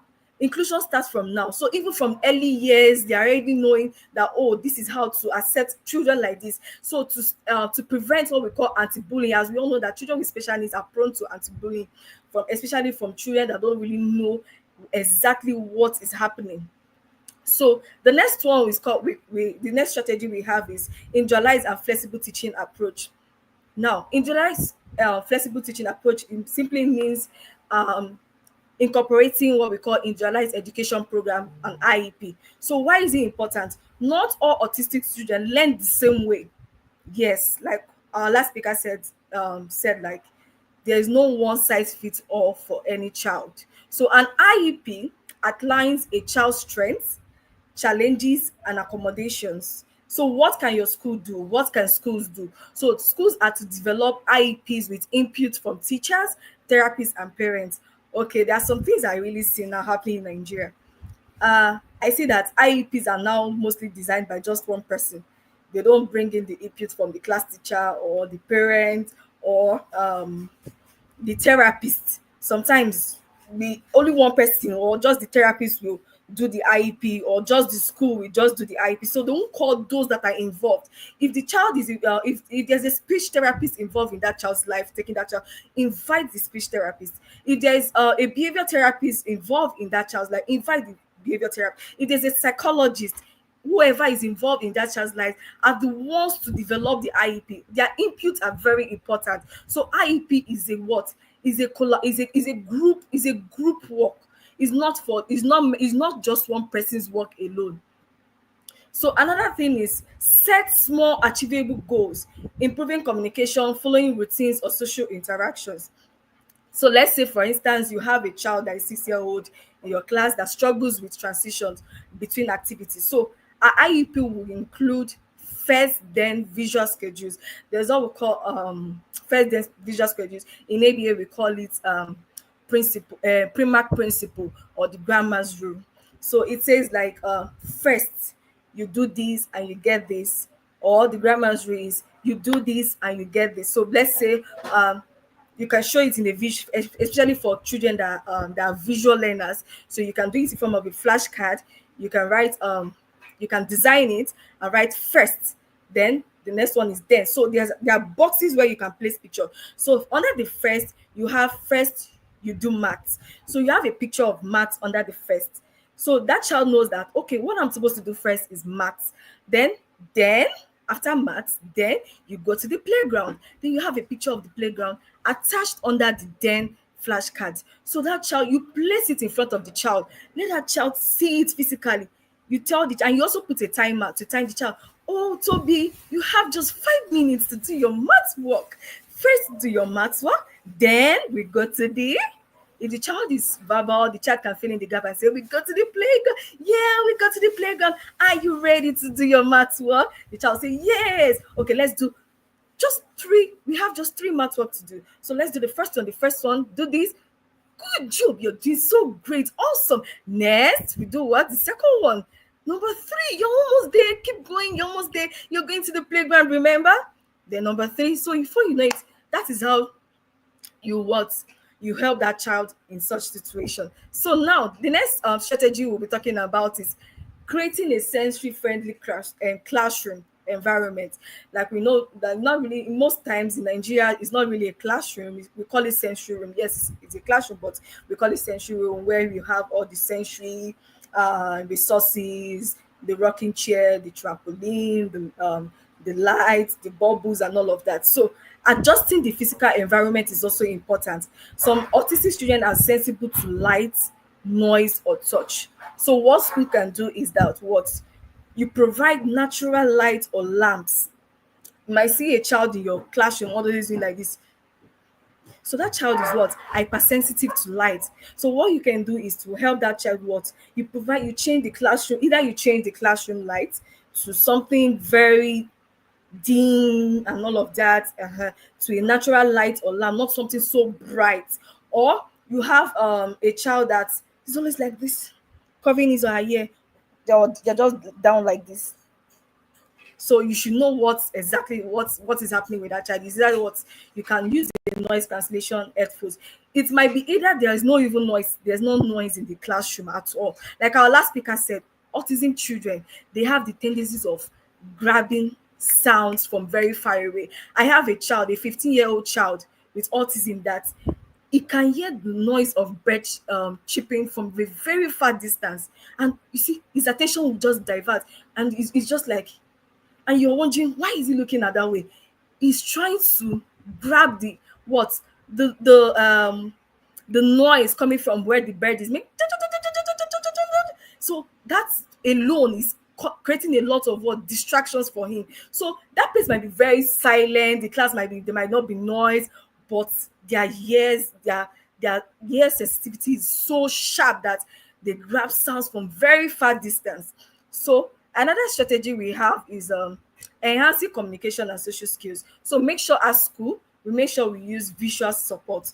So why is it important? Many autistic students process visual information better than spoken words. Yes, we have lots of visual learners, most especially. So when you're teaching them, or when you're creating a curriculum for them, or you are a subject teacher, maybe you're a science teacher, and you know this particular child in your class, this particular autistic child in your class is good in science. So to help that child learn better, you can print out pictures. If you are teaching plants, or let's say you are teaching cells, animal cells and plant cells. So instead of just plain words, you can print out animal cells pictures, attach it to his book. You can print out plant cell pictures, attach it to that child's book. So that child has a visual understanding of what you are teaching, to make things easier for that child. So whatever it is you are doing, you are what? Creating visuals for that child. You are attaching it to that child's book. If you are teaching maybe computer science and you're teaching parts of computer, so you should know that, okay, parts of computer, you have your keyboard, your mouse, CPU, all of that. So you have visuals attached to that child's note to have a visual understanding of what you're teaching that child, not just to tell, oh, a computer is this. How well are you helping that child? So you don't just talk and all of. So you need to create visuals for them. So another one is to what? For children that are not speaking, let's, like our last speaker said, she likes to use pre-verbal. Me too, I like using pre-verbal because nobody is God. So for children that are not speaking, you can use what we call PECS, picture exchange communication system. So for instance, picture exchange communication system is to use, they use it to request for items, to request for their favorite thing. Maybe they want snacks, or to reduce frustration, or they want to use the restroom, they want to pee, or they want to go to the playground. They're able to exchange it, whatever it is they have, they want. They pick up the picture, they exchange it to the teacher. They pick, if they want to go to the playground, they pick a picture of playground and they give it to the teacher. Oh, so you already know, oh, this child wants to go to the playground. Or if the child is pressed and wants to use the restroom, they pick a picture of someone sitting in the restroom. That means that child is indicating they either want to pee or poo. Or if they're hungry, they can pick out a picture of someone holding his tummy, and that person is like, what? You already know that child. So you need to train, as schools, we need to train our children to be able to use PECS, because I can see from most, sorry to say, most schools that I've seen, they hardly use PECS with their students. So they just go along with what the signal of the child. Maybe the child is crying, they are guessing, okay, because this child is crying, I think she's hungry, let's give her food first. No. So you have to train your students on how to use PECS to understand them better and to reduce frustration. So another thing we can also do as a school is what? Encourage peer body system. So you pair the autistic child or the autistic students with trusted peer. For example, during lunch, play, or group work, yes, you pair them to feel included. So the group work helps that autistic child to feel included, also helps that child's social skills, also help that child to interact, to communicate. Even if that child is not saying anything at first, you can never say, but once you keep doing that consistency, you just see that that child is already getting along with other peers, and the peers, they are dragging, come, Toby, come and do this, Toby, bring the gum, Toby, they will be helping the child. They'll be doing what we call hand over hand prompt with the child. Toby, this is how you do it, you put it this way. So you see that child is included, that child doesn't feel left out at all. So another one we can also do is what? As a school, another strategy is what? Collaboration between schools, parents, and therapists. Collaboration. Most schools I've seen, they don't like collaborating. I don't know why, and it pains me so deep. They just feel, oh, they can do it all alone. No, nobody can do it all alone. You can't do it all alone. We need help. You need this person's knowledge. We need this person's knowledge. All that child, to help the child. So we should also involve the parents in the learning process. Yes, parents know their child best. Regular communication helps with consistency at home and in school. There's what we call communication book. I'm sure Girls Leading Light School, I've gone through their Instagram page. I've seen the good work they are doing in their SEND department. So I'm sure they are also making use of communication workbook and all of that. Yeah, I've seen the good. I went to show you guys Instagram page, and I can see all the good works you guys are doing there. So thumbs up to Girls Leading Light Schools. So another thing we can also Thank do you is very much. allow therapists to observe students and provide recommendations. Yes, allow your therapist to observe students and provide recommendations. So the next one is train your teachers on behavior management techniques. Very important. Behavior, you can see, maybe for example now, You have a child in the class, and the child just automatically just stood up from his or her chair, and sits on the floor and starts screaming, ah, ah, and just sitting there looking like, what is happening? So when you have sent teachers in your school, they already know what is happening. They already know how to handle such situation, because what, they are equipped with the knowledge and they are trained. Even your class teacher, please, schools, don't leave your class teacher left behind. They are really important in these children's life. You can have a send department, yes, but your class teachers too should be involved. Train them, let them have this basic knowledge on how to help these children to reduce frustration in classroom. So maybe that child is overwhelmed with what is happening in the class, or the noise, or whatever the teacher is teaching, he or she cannot even comprehend, and it's so too much for the child to comprehend all of those things. So as a class teacher or a SEND department teacher, what you can do is take that child out of the class, give that child a sensory break, let that child go and cool off, self-regulate first. Then you now find this. So there's always a why to every behavior. Is either that child what needs access to something, or escape, or sensory, or whatever, or it doesn't even understand what is happening. So that's when the class teacher will be like, oh, immediately math started, or the math teacher came in, this child started screaming.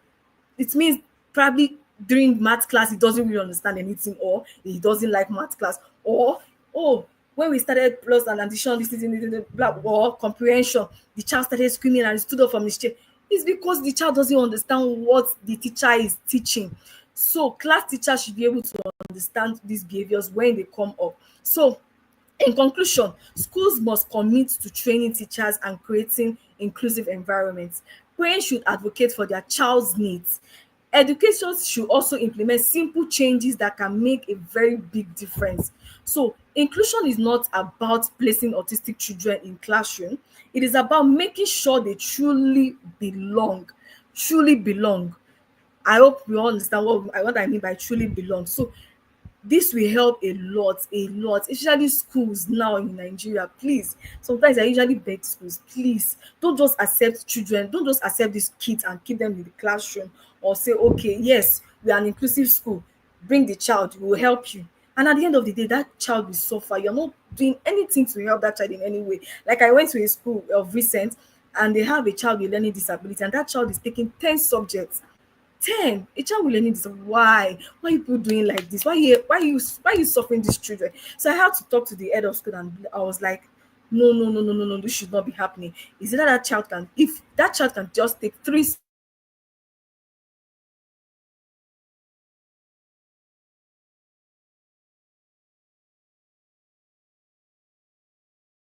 out, did you guys do an assessment to see if that child can actually do the geography? So they said no, we didn't do anything. We just thought. You thought that what? You thought that what? You're suffering that child. That time that where that child is supposed to excel in a lot of things. You guys are now adding more challenges to the child, frustrating that child. Because immediately I entered the class, I already knew that child was a special needs child, because she was left out. She was just looking at everybody were writing exams, only her. And I asked the class teacher, why is this child not writing exam? She was like, oh, and she can't do, or she's not. I said, even if she can't do anything, just give her something, give her paper, let her feel among, let her feel included. If it's for her to write just A to Z, if she can write A to Z, so it will make her look like she's actually writing an exam, feel included. But her peers are writing exam and her table is empty. Why? Let her do something very simple, something to her ability. If it's 1, 2, 3, she can do at her age. Let her write. Let her just feel included and go, okay, since my peers are writing exam, I'm also doing something. So it's very important schools know what they are doing. So for example, another thing again is that every time schools say, oh, we are doing inclusive, we are an inclusive school, do you know what inclusion means? What makes you an inclusive school? That's the question. What makes your school inclusive? So I'll stop here. Thank you very much. If there are more questions, I'll reply to that. Thank you very much. Wow, wow, wow. Thank you very much, Mrs. Faith Omon Diagbe. That was a very beautiful session. In fact, our speakers are on fire tonight. Thank you so very much. So, I mentioned at the beginning of this webinar that we have amazing gift for the most active individuals on this platform. Yes, I was actually seeing beautiful comments that actually resonate with some of you on the comment session. That was very wonderful. So we're going to be taking a 2-minute quiz session, and the people in charge of the media, of course, would let me know the first person that answered the most correct questions, okay, that give the correct answers. So I'll be starting with this from our first speaker. So the question is, what is one of the best way your body heals itself? What is one of the best way your body heals itself? Yes, can we get an answer right now? The time is ticking. Tick tock, tick tock, tick tock. Okay. So, Mr. Richard, has anyone answered yet? Rest. Okay. So, Miss Okwe Oluwatai said rest. Rest. Okay, that is correct. The speaker actually said sleep. Sleeping. You're correct. Who said feeding? Wait, that's not what our speaker said. So I think Okweolo Taiwo got the correct answer. Of course, Jane, yes. Somebody said music. Music, care. No, music isn't one of it. I'm sorry. Okay, so the next question.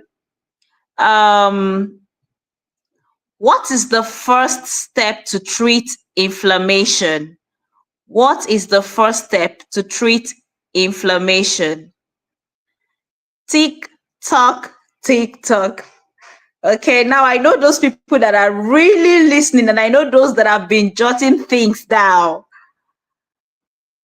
Detoxing. Okay, what is the first step to treat inflammation? All right, detoxing. So who was that? Omotunde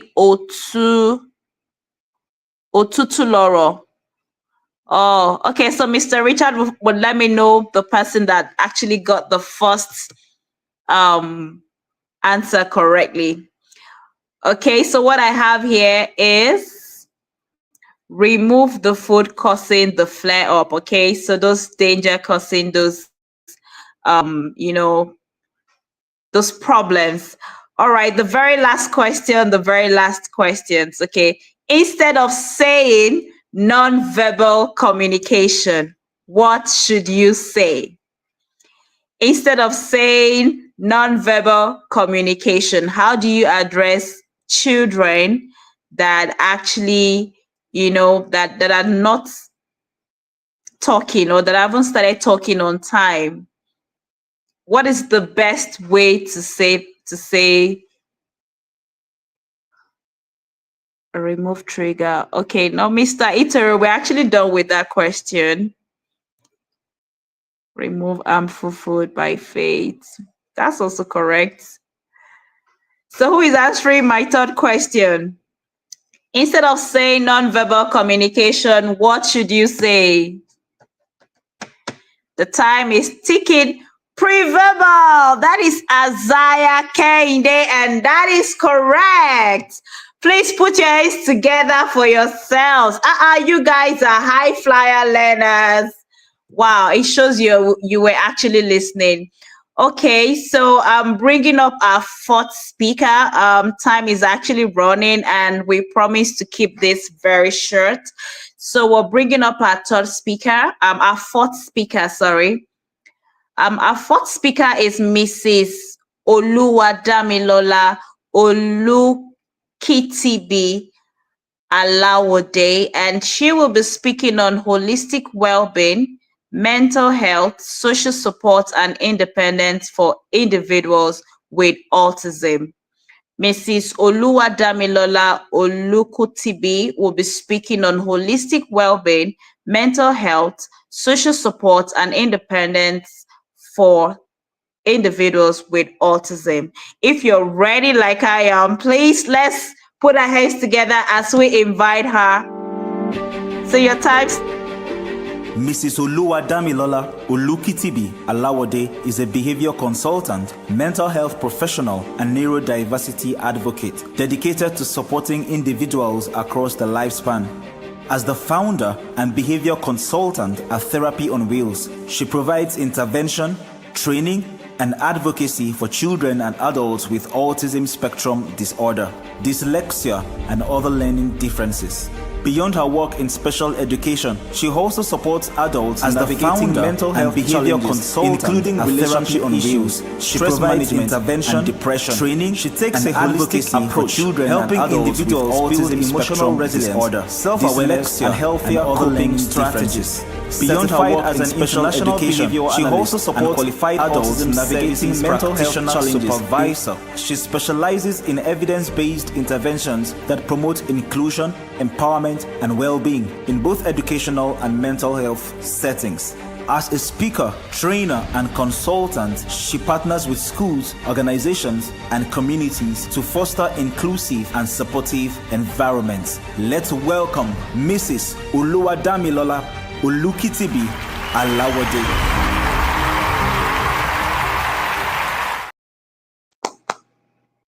You're welcome, ma'am.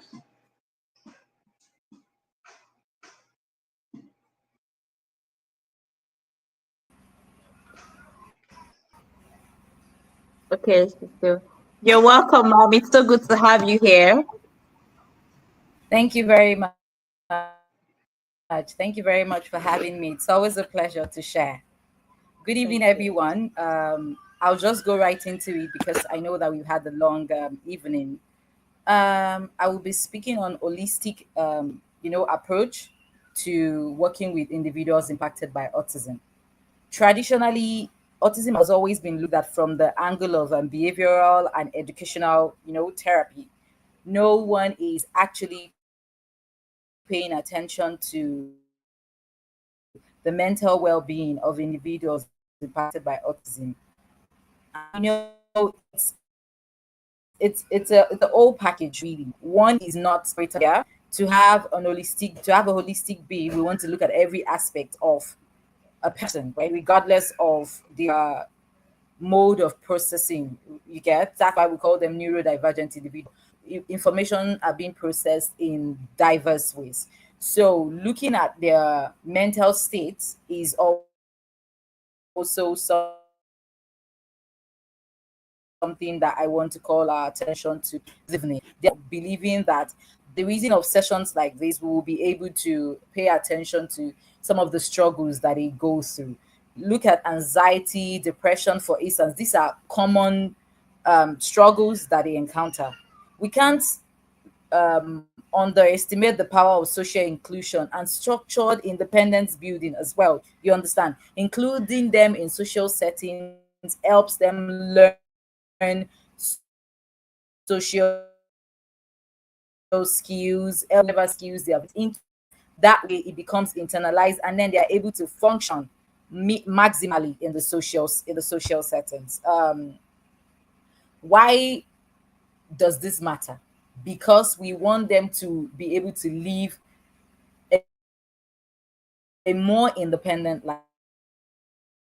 Yeah, that is why we're looking at the challenges that individuals with autism face as well, because they are first people, yeah, before the condition autism.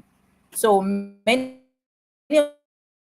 autistic individuals experience sensory overload, social difficulties, and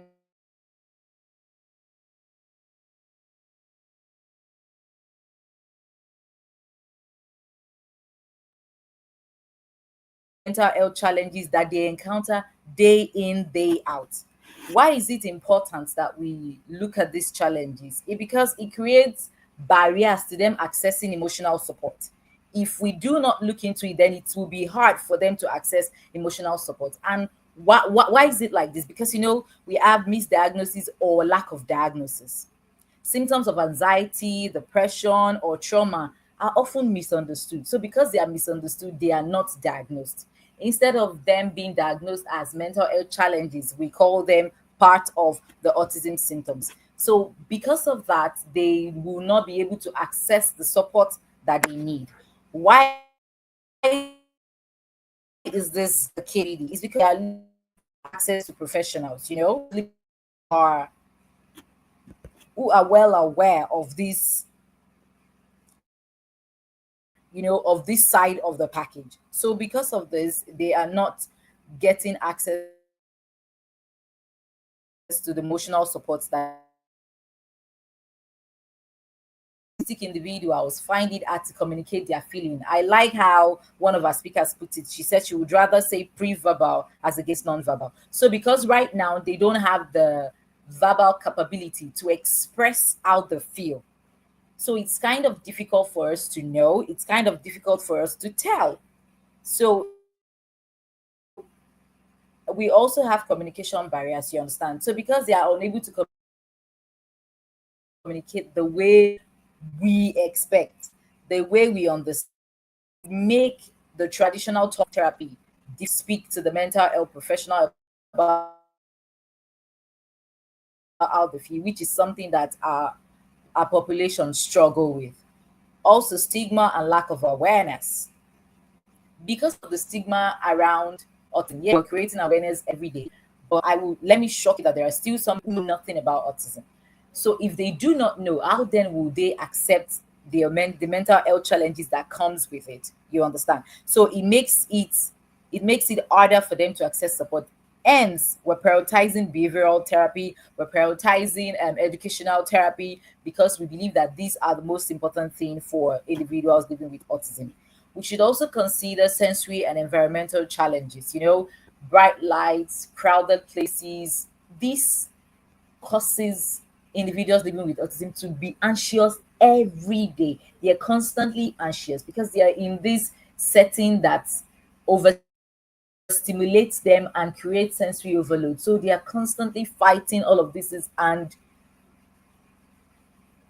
they're always anxious, which leads to mental health challenges that they might be facing.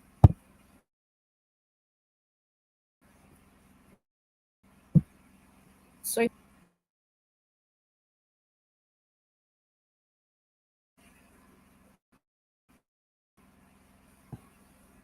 can you hear me? Yes, we can Okay, hear since you. You're nobody's back. talking, I want to assume that you can.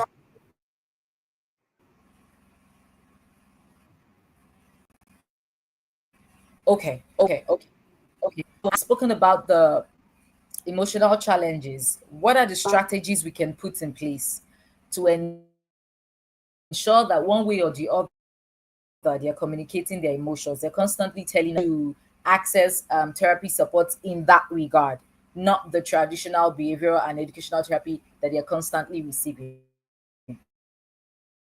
There's something we call emotion regulation toolkit. Yeah. So it's like we have the yellow. You understand? Green will mean that they are calm, they're okay. Yellow will mean that they feel uneasy. Red will mean that they are overwhelmed. We gradually teach them these things because they can learn. Yeah, it could take a while, but they can learn. We're teaching them. We're using this color coded emotion chart to check in with them how they are feeling, regardless of the mode with which they communicate. We have a system in place for them to let us know how they are feeling at different instances. So we have the green, like I said, which will tell us that they are calm, they're okay. Yellow will be that they are feeling uneasy, depending on whatever it is in the environment that is causing the uneasiness. Red will mean that they're overwhelmed. So we know when situations where they find themselves are really overwhelming. We also have the personalized coping menu. Yeah. So it's like a list of pre-approved strategies. You understand? Pre-approved strategies when a person knows that when I'm feeling uneasy, this is what I can do. When I'm feeling uneasy, this is what I run to. When it feels overwhelming, I can listen to calm music. When I'm feeling uneasy in a situation, I can go to a different place, engage in my deep breathing, mind exercise, relax, and then be able to regulate myself. We also have the reset space, yeah.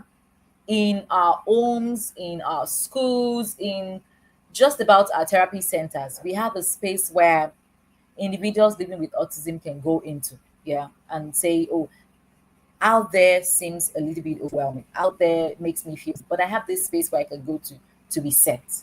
I have this space where I can go to regulate myself. I have this space where I can go to engage in any stimulatory behaviors that helps me regulate myself. Because individuals living with autism engage in different sensory stimulating behaviors. It could be hand flapping, it could be steaming in circles, it could just be different things for different people. So we have this space that allows them to be themselves. We have this space that allows them to engage in these coping strategies, and they're able to feel themselves again. All of this reduce mental health challenges, because whether we accept it or not, it exists, and individuals living with autism are constantly facing various mental health challenges. So it is best to be aware, yeah, and then to create space for them to be able to regulate themselves, whatever that means to them. Also, I want to look at social support and inclusion. You see, social isolation is really common. Individuals living with autism experience social inclusion every step of the way, whether we see it or we do not see it. And why is this happening? It's due to communication differences. Because the way they communicate is different from the way we communicate, and different from the way we expect them to communicate. So, because of this, they are constantly isolated in social settings because it feels a little bit awkward. They're in this setting, they don't know how to pick up on social cues. Someone is saying something, they're not sure of what response to give back. So they're constantly isolated in social settings. This, like I said, is due to communication differences. Yeah. So we want to ensure that we put systems in place that will support them in these social settings. One situation would be that we come up with friendship circles initiative, right? So we come up with we look for a neurotypical individual who is willing. It could even be someone in their classroom, it could be someone in their family setting who is willing to model expectations in social settings for individuals living with autism. This way, they practice within their home setting or within their school setting where they are more comfortable. They practice the expectations out there. And by the time they find themselves in these social settings, they will just be able to revisit whatever it is they practice with this neurotypical individual, whatever they've been able to practice. It could be as simple as, oh, when you meet someone new, you say hello. When you meet someone new, you say hi. That way they know what to expect, and they just fit in to that expectations and do what they have learned over time. Yeah. This could be done also in small group activities. We could go beyond just an individual now, small group activities where we have, that's why we have something called social skills training. Yeah. So we have small group, and then we are training them on skills that can be used in social settings. So beyond just saying LOI, you want to know more about the person you're meeting. You want to ask, oh, my name is this, what's your name?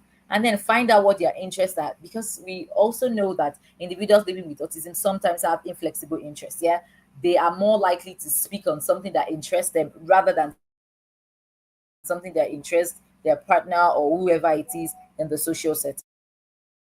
So that's something we also want to look at within our social skills training. Social, what we're trying to say now, all of these are to reduce the social anxiety that they will experience. So something like exclusion, so they would not be excluded so much communication differences while working towards including them. So we also have sensory friendly environments in social settings. So we want to take them to places where they can engage in activities with low stimulation, not something that is overly stimulating and then causes sensory overload for them. This will cause them to withdraw in social settings.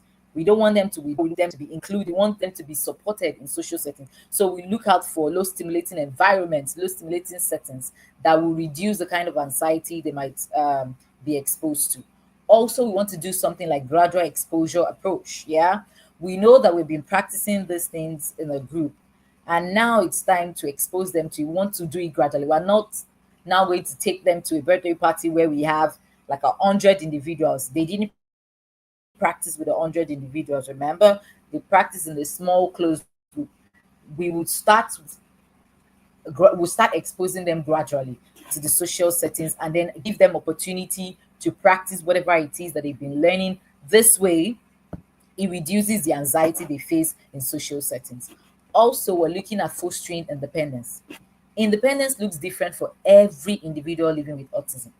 Independence looks different. For some other people, independence would be that they are able to carry out their activities of daily living on their own. That's what independence will mean for them. Some people, independence will mean that they advocate for themselves. So maybe someone is trying to bully them because of things that they are unable to do. Independence will then mean that they're able to stand up for themselves. Independence will mean that in those situations they're able to speak on their. For some other people, independence will be decision making, to be able to make a decision for themselves, to say, this is what I want to wear today, this is what I want to eat today, this is how I want to be perceived or addressed. For some other people, independence will be employment readiness. I'm speaking on these key areas because I want you to know that it means different things to different people, and it's not a one size fits all. So if we're looking at independence, we're looking at it at different levels. At different levels, we'll be looking at independence. So for individuals where independence will mean that they are able to perform the activities of daily living on their own, you want to look at daily living skills. You want to start with teaching them basic self-care, as basic as dressing, grooming, taking cognizance of their hygiene. You introduce them to household responsibilities in bits. Remember, everything is in bits. As simple as them just organizing their personal items. Keep their books where their books belong. Keep their shoes where their shoes belong. Keep their items that belong to them, keep it tidy before then going to other chores around the house. To do this, you want to use visual skills, because remember, we don't want anything overwhelming for these individuals. So we bring in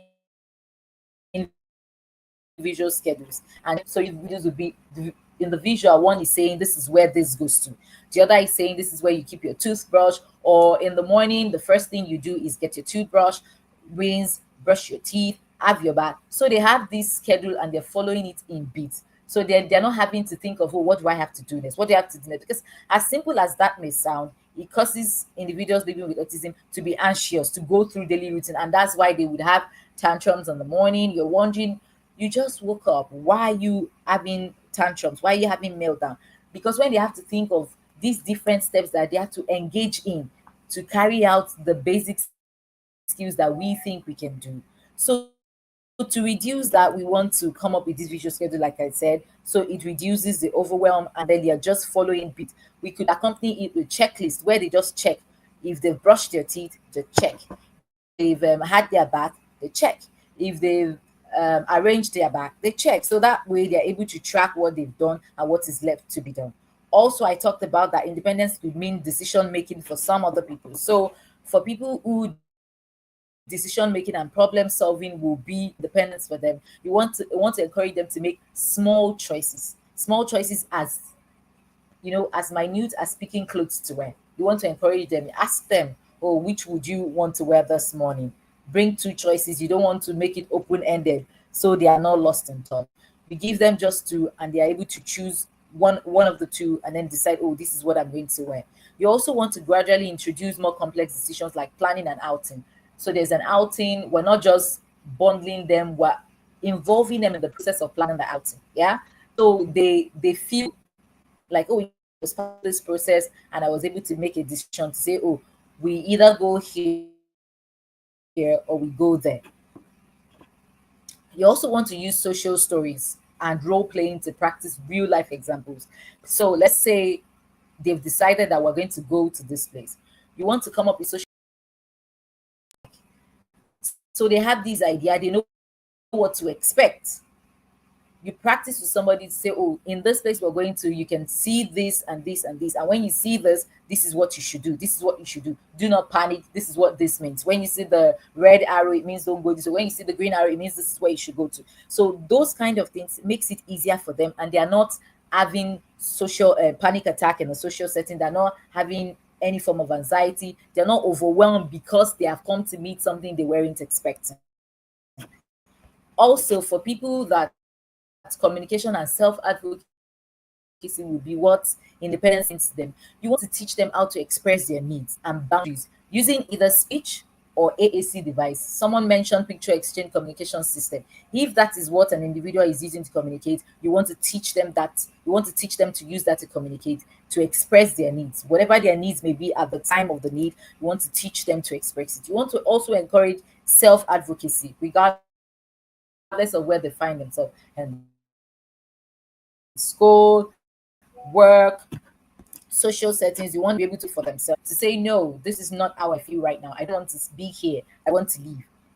Or I like this food. This is what I would rather eat. So we want to teach them to advocate for themselves, because these are the things that causes them to go into frenzy. These are things that causes them to be challenged when it comes to their math. So we don't want to put them in that. It is easier for both the caregiver or the parents or the teacher to understand their needs and be able to meet this need.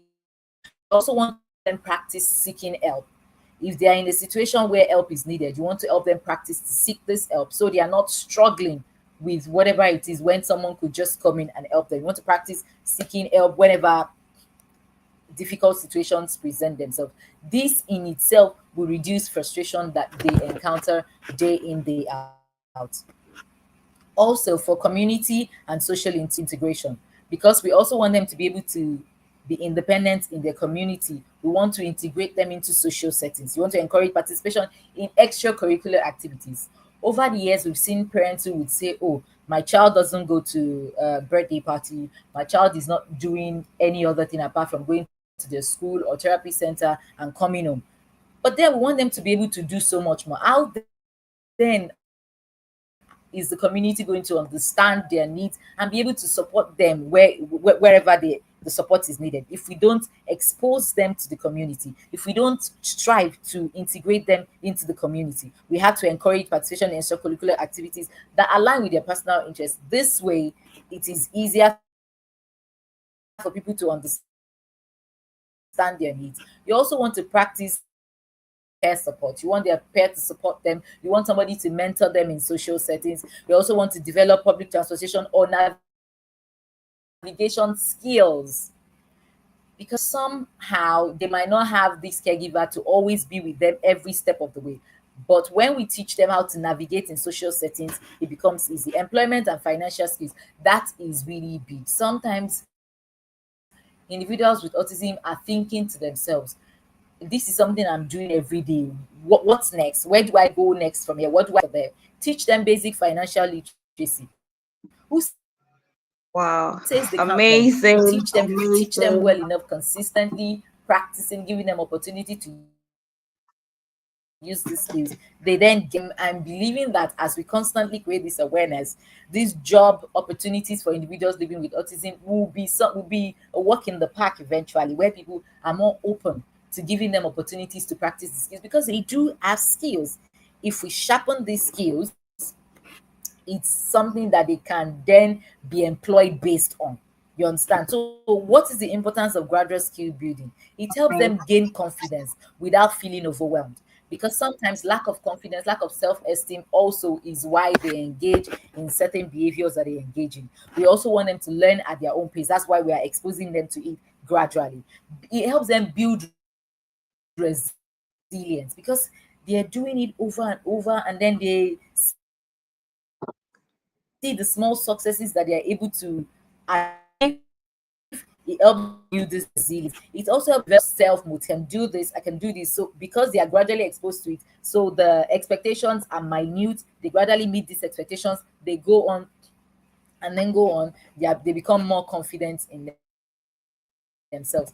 I'm so sorry, my time is going. You want to teach them Oh, to use yeah. microwave safely, at their own level is what we want to expose them to. Thank you so very much. Wow, wow, wow. Thank you so very I much. have Oh, okay, sorry, so my time is that's going. I'm it trying to for get to. For parents, we want you are the first emotional needs. If you pay attention to their emotional needs, then you are able to pick up on whatever challenges they might be experiencing and then help them navigate these challenges. You should also create strong social networks, through inclusive programs. If you don't include them, how would they know what to expect and how to navigate these expectations? We also want you to empower independence based approaches. You put this structure, think of the goal, break down this goal into small achievable tasks, and then you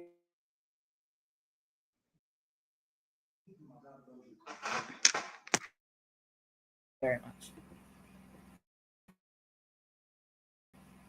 Wow, wow, wow. Thank you very much, Mrs. Oluwadamilola. That was a very, very beautiful one. Yes, we can see there is still more you have to say. Wow, this particular topic is inexhaustible. We cannot finish all of it in one day. I wish this webinar was Mrs. for Faith 2 days. Yeah, I actually hoped it was for 2 days, but I believe we've learned so much, and I would want to indulge all our speakers to please still be here because we're moving very quickly to our question and answer session right now. We have questions already coming in, and I believe every one of you are going to get your answers. Can I be heard? Can I be heard, please? Okay. Can I be heard? Can you just put in the chat button? I can hear you, so I know I'm not talking to myself. Okay, thank you very much, Mrs. Day.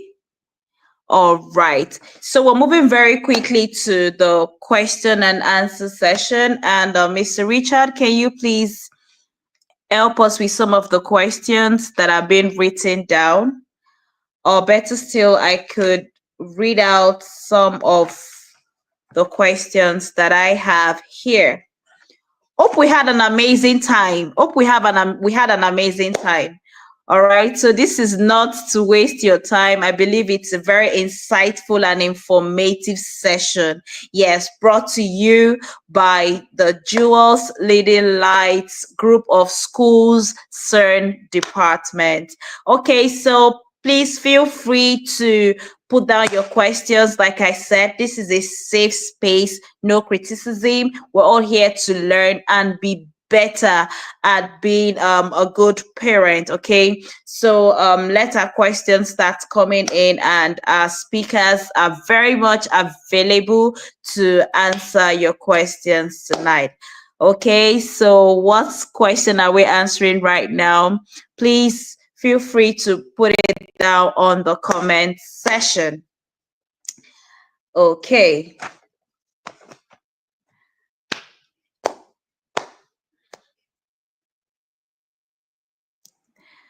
All right. So, Mr. Richard, do we have any questions written out?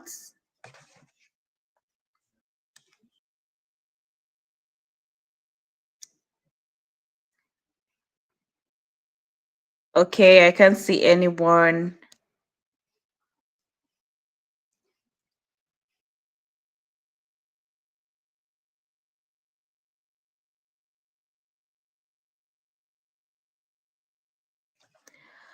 Okay.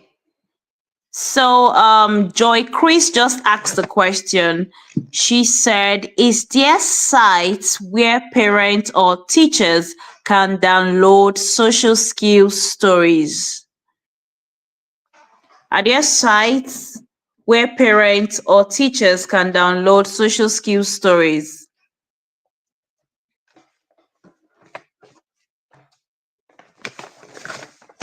So this particular question is from Joy Chris.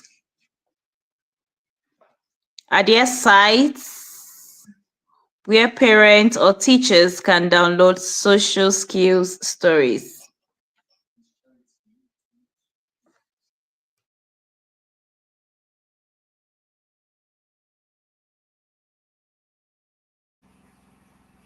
Can I answer that? Oh, yes, please go on.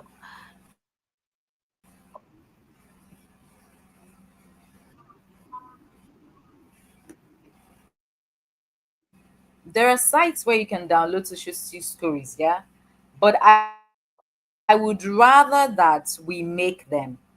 Why would I say that we make them? Individuals, the expectations, and what different individuals are able to do. Remember, we're exposing them to it gradually and we're teaching them from where they are. So social stories for your child is will definitely be different from the one you see on internet. However, when you go to Google, you will see templates. If you go to Teachers Pay Teachers, you will see templates for different social stories. If you go to Twinkly, you will see different templates. You just have to go to the special needs version of these sites. Twinkly, Teacher Pay Teachers, even Google. There are templates of social stories on Google. You can then customize to suit your child's needs. But note that you can't just take and use because your child is definitely at a different level from whatever social story your child's needs.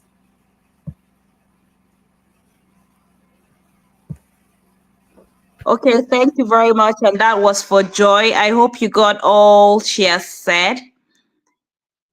She had given you sites where you can actually get those few stories. Okay, so we actually have another question. Does medicine like Cytobite help ASD? Okay, I would like to answer that. There are several, I mean, when it comes to supplements and medications helping children with autism and other special needs, you see a lot of things. You hear DHA, what do you call it? What do you call it? Cod liver oil and things like that. What I want to say is that anything you're trying to do for a child, you need to understand the principles behind it. And in my experience, there's one thing I've found out that people want to popularize one thing and run with it. You know, sometimes people popularize nutrition, some people popularize supplementation or this.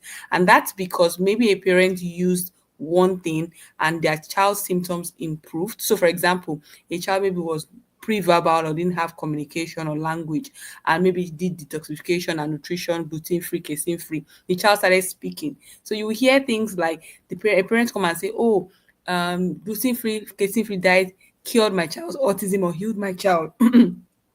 Meanwhile, every child with autism have different things that are dealing with, different underlying causative factors, even if they manifest the same symptoms. So three children may have language delay, but the major issues may be different things. So a child's symptoms improving and them sometimes even losing their diagnosis doesn't mean that thing would work for everybody. So let me come to Phytobite. I'm not sure the active ingredient. What I checked about it, it has some maybe stem cell this and things like that. The principle is that for it to improve maybe the brain clarity, memory. The truth is like the one of the speakers was talking about the brain inflammation. There's a gut, what we call a gut brain theory. So there's brain inflammation in most of those children. So sometimes some of these supplements help to improve brain inflammation. However, sometimes what is causing the brain inflammation could be heavy metals, could be other toxicity, it could be genetic issues or things like that. So there's no one size fits all. That's what I'm trying to say. You can't take something and say because somebody said this worked for my child and improved their symptoms and they lost their diagnosis, then that means that is now a treatment or a cure for everybody. No, even when it comes to the gut, all children will have gut issues. However, the degree to which they will have them will be different and things like that because we have so many other things that are going on.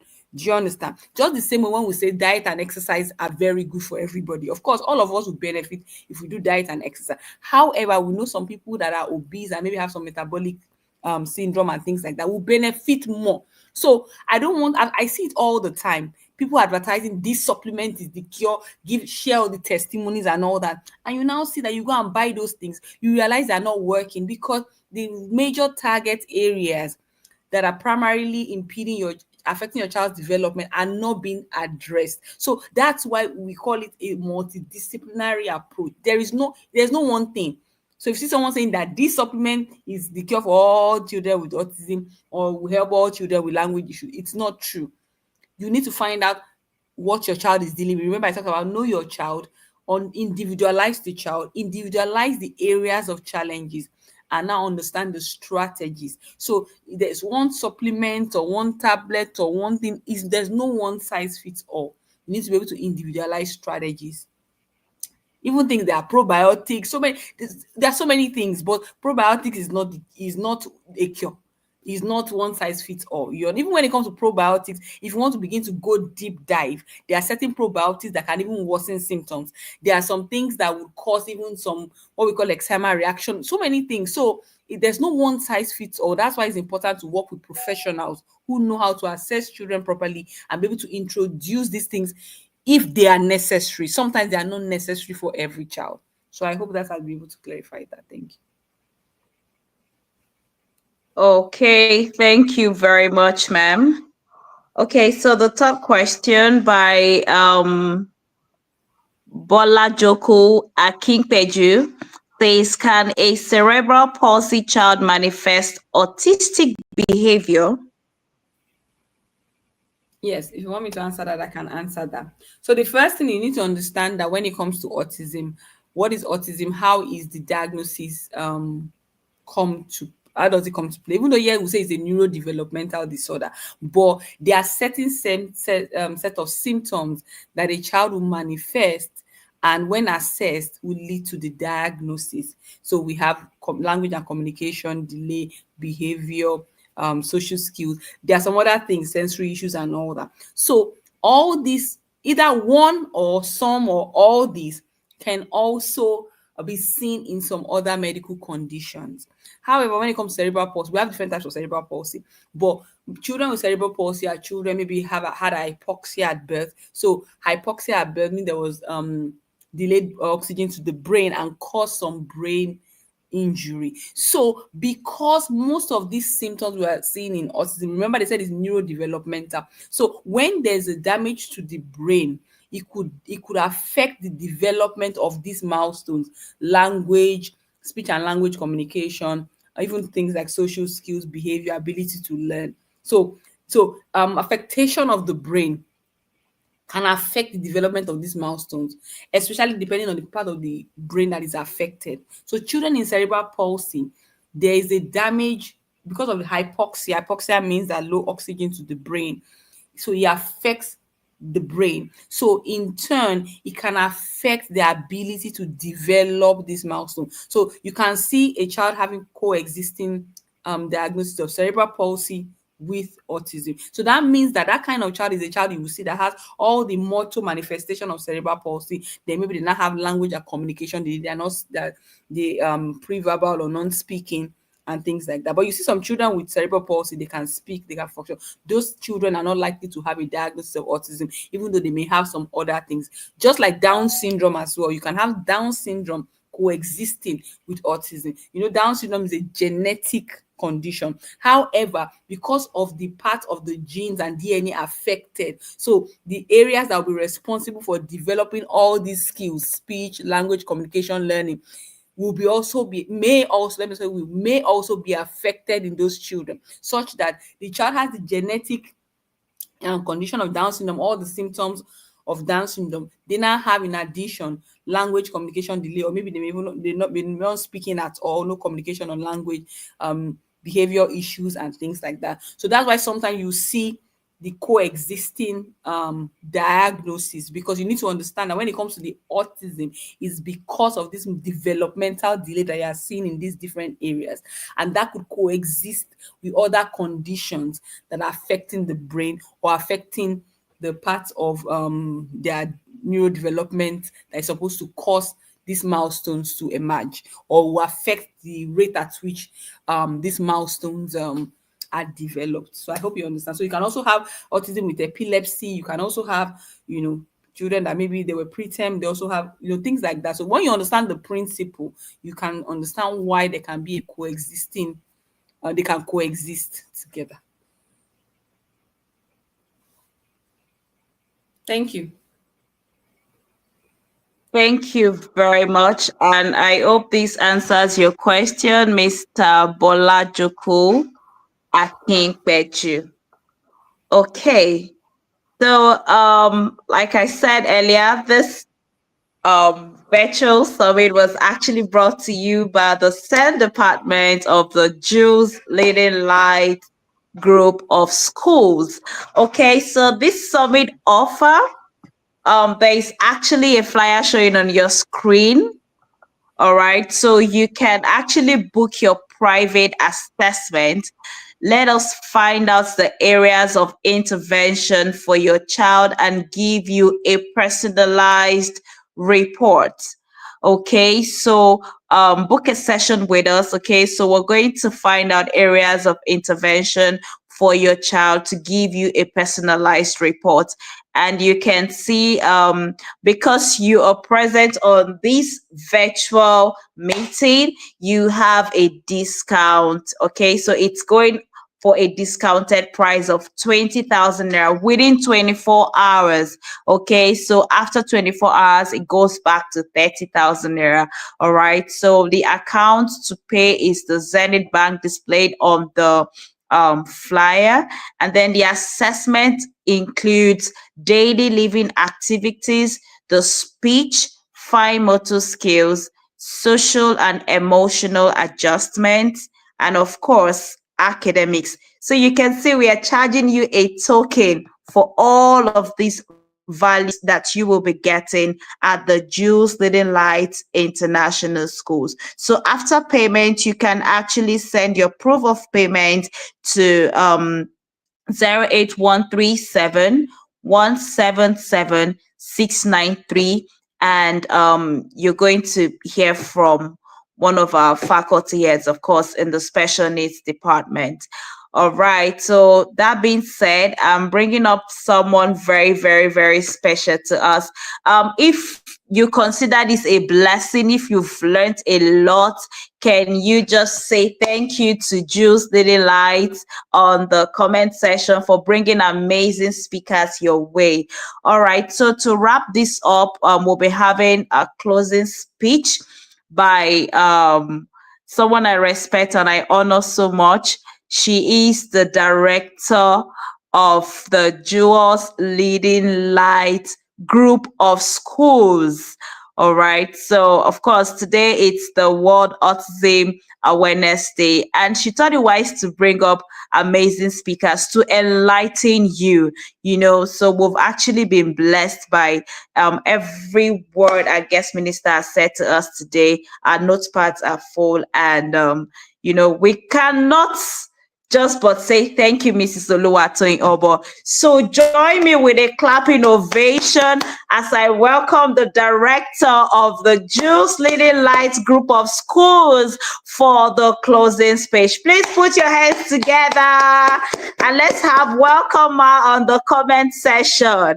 Yes, so it's Mrs. Oluwatoyin Obo that is running this. Please appreciate her for me. Thank you. You're welcome, ma. You're welcome, ma'am. Thank you, everyone who has been here for hours. I want to appreciate the speakers. I want to appreciate everyone who took out time to just stay on the call. We are so grateful, and I'm really glad looking through the comments. I can see that everyone has been blessed. One of our goals was to ensure that every parent leaves empowered, every parent leaves equipped, and every parent is revived and refired to continue. I had a brother, special needs, and at the age of 10, I was given the assignment. I mean, then there was no knowledge, people didn't know much, and my mom too was not aware. And so I was just given the assignment to take care of my brother. So I understand the weight of taking care of a special needs child. I understand the emotional drain. I understand the financial burden. I was just 10. The first thing I did was I had to give up my schooling for 1 year. And that's really what happens to a lot of parents. The moment that your child comes on the scene, you practically have to give up life just to be with the child. And so I really, really, really understand that. And that is why we go out of our way to ensure that we bring succor, we bring support to parents who have been given these blessings. I call them blessings. And I want you to leave with the understanding that every child is a gift. And God has given you this amazing gift. You have been entrusted with this amazing gift. Every child has a need. The only difference is that your child has particular needs that need extra knowledge, extra support, extra, extra resources to take care of this child. And so we would have taken all the questions, but we are really, the goal was to end this meeting at 9 o'clock, but we're hitting 10.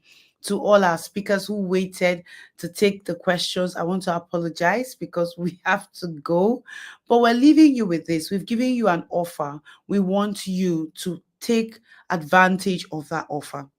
You must understand that parenting with a child that has special needs goes beyond just raising the child. It's about raising them with intention, with a vision for who they can become and the values that you want them to instill. And I want you to understand that nobody applies. When we all come to this world, there's nobody that goes to apply and say, I want to be tall, or I want to be short, or I want to be fat, or I want to be thin, or I want to be fair, or I want to have to be wired a different way. Nobody asks that. So God, in his infinite mercy, he crafts and curates that child. Today, I was so glad to watch Kanye. I'm sure all of you watch Kanye, who has broken the World Guinness Book of Record by painting something. That is a mother that did not look at what she lost, but looked at what could be. She didn't look at what was lost. She didn't stay in grief, but she looked at her future. So many times when we have to deal with children with special needs, we keep on grieving that which we had desired, that which we had dreamt of. We keep on dreaming of the before. But why don't we look at the possibilities? And Kanye is a very beautiful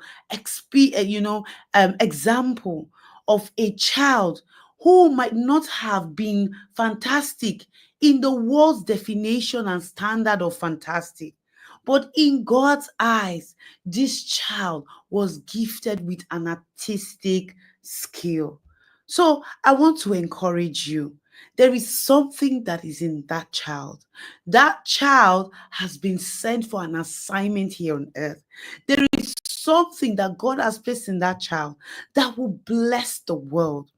My brother did live for too long because we were not very aware. But in the short time he lived, I can tell you that he brought so much growth to my mother. My mother's life never remained the same because she didn't bow down her head in defeat. She stood up and decided that she will let her child rise, that she will fight for her child in his uniqueness and with his strength. And I must tell you that at the end of the day, oh my God, she came out as refined gold. So I'm here to encourage you, dear parent. This is for you. We see your hard work. We love you. We are praying for you. You are doing an excellent job. And it is okay sometimes to grieve. It is okay sometimes to be tired. But it is not okay for you to reach out and request for help. One of the things that will help you is to have a solid community. And that is why we are inviting you. I mean, Mr. Praise had earlier talked about virtual sessions. We have testimonies of children who are out of Abuja, but they have seen tremendous growth. Please don't keep it to yourself. It is not a thing of shame. It is a thing of pride. It is a thing of pride. So reach out, open your mouth and say, I have this beautiful child, but this child just needs an extra help in so area. So we look forward to having you in the Juice Leading Light community. We look forward to having you in our community of collaborators. Like somebody said, we are collaborating with a lot. I know that there are some fantastic educators who are also invested with children with special needs, who are also here on the call. And I want to say thank you for doing what you're doing. It takes extra grace and patience to do what, and it requires someone who is passionate. And for any mother who just feels like their world has been dashed because of the news or because of what has been said, this is what I have to tell you. And I'm going to close with this. Every child is a seed that is planted in a soil. That soil is your home. And God has given you the grace to nurture that soil, that seed to thrive. It is you that will do the watering. No one can do it for you. And God has given you the ability. So children that live with special needs aren't sent to special parents. They make parents special. Most people see what is and never see what can be. Look beyond the limitations and focus on the possibilities and the potentials. And that will be the fuel that makes you get up every morning and you look at that child in the eyes and say, we can do it again today. So blessed to have you all. And we want to say thank you very, very much. Of course, if you are in the group, we will drop the link. And so you can always watch the replay on YouTube. And on the group, we're going to drop all the speakers' social media handles so that you can follow them. And if you need some form of encouragement, maybe you already know what to do with the child, but you are burnt out, you are tired, you can just send us a message and we will book a time, just a little bit of time, where we ginger you and pat you on the back, and then you can get up and run again. So I want to encourage somebody before I go. Don't blame yourself. Don't feel guilty. There's nothing that you would have done differently. There's nothing that would have done better.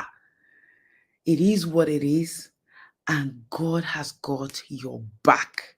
Okay, God has got your back. So this is me sending you lots of love, and this is for all of us at the Juice Leading Lights team, saying we love you, we're praying for you, and we're encouraging you to keep on running. So we can see that there's still lots of questions. We will try and maybe answer these questions in the group. So every day we'll just drop a response from maybe one of the speakers. It might be, I think we'll just do like a voice note so that we can take all these questions. It's 10 o'clock and this is me saying bye-bye. More grace and God bless you.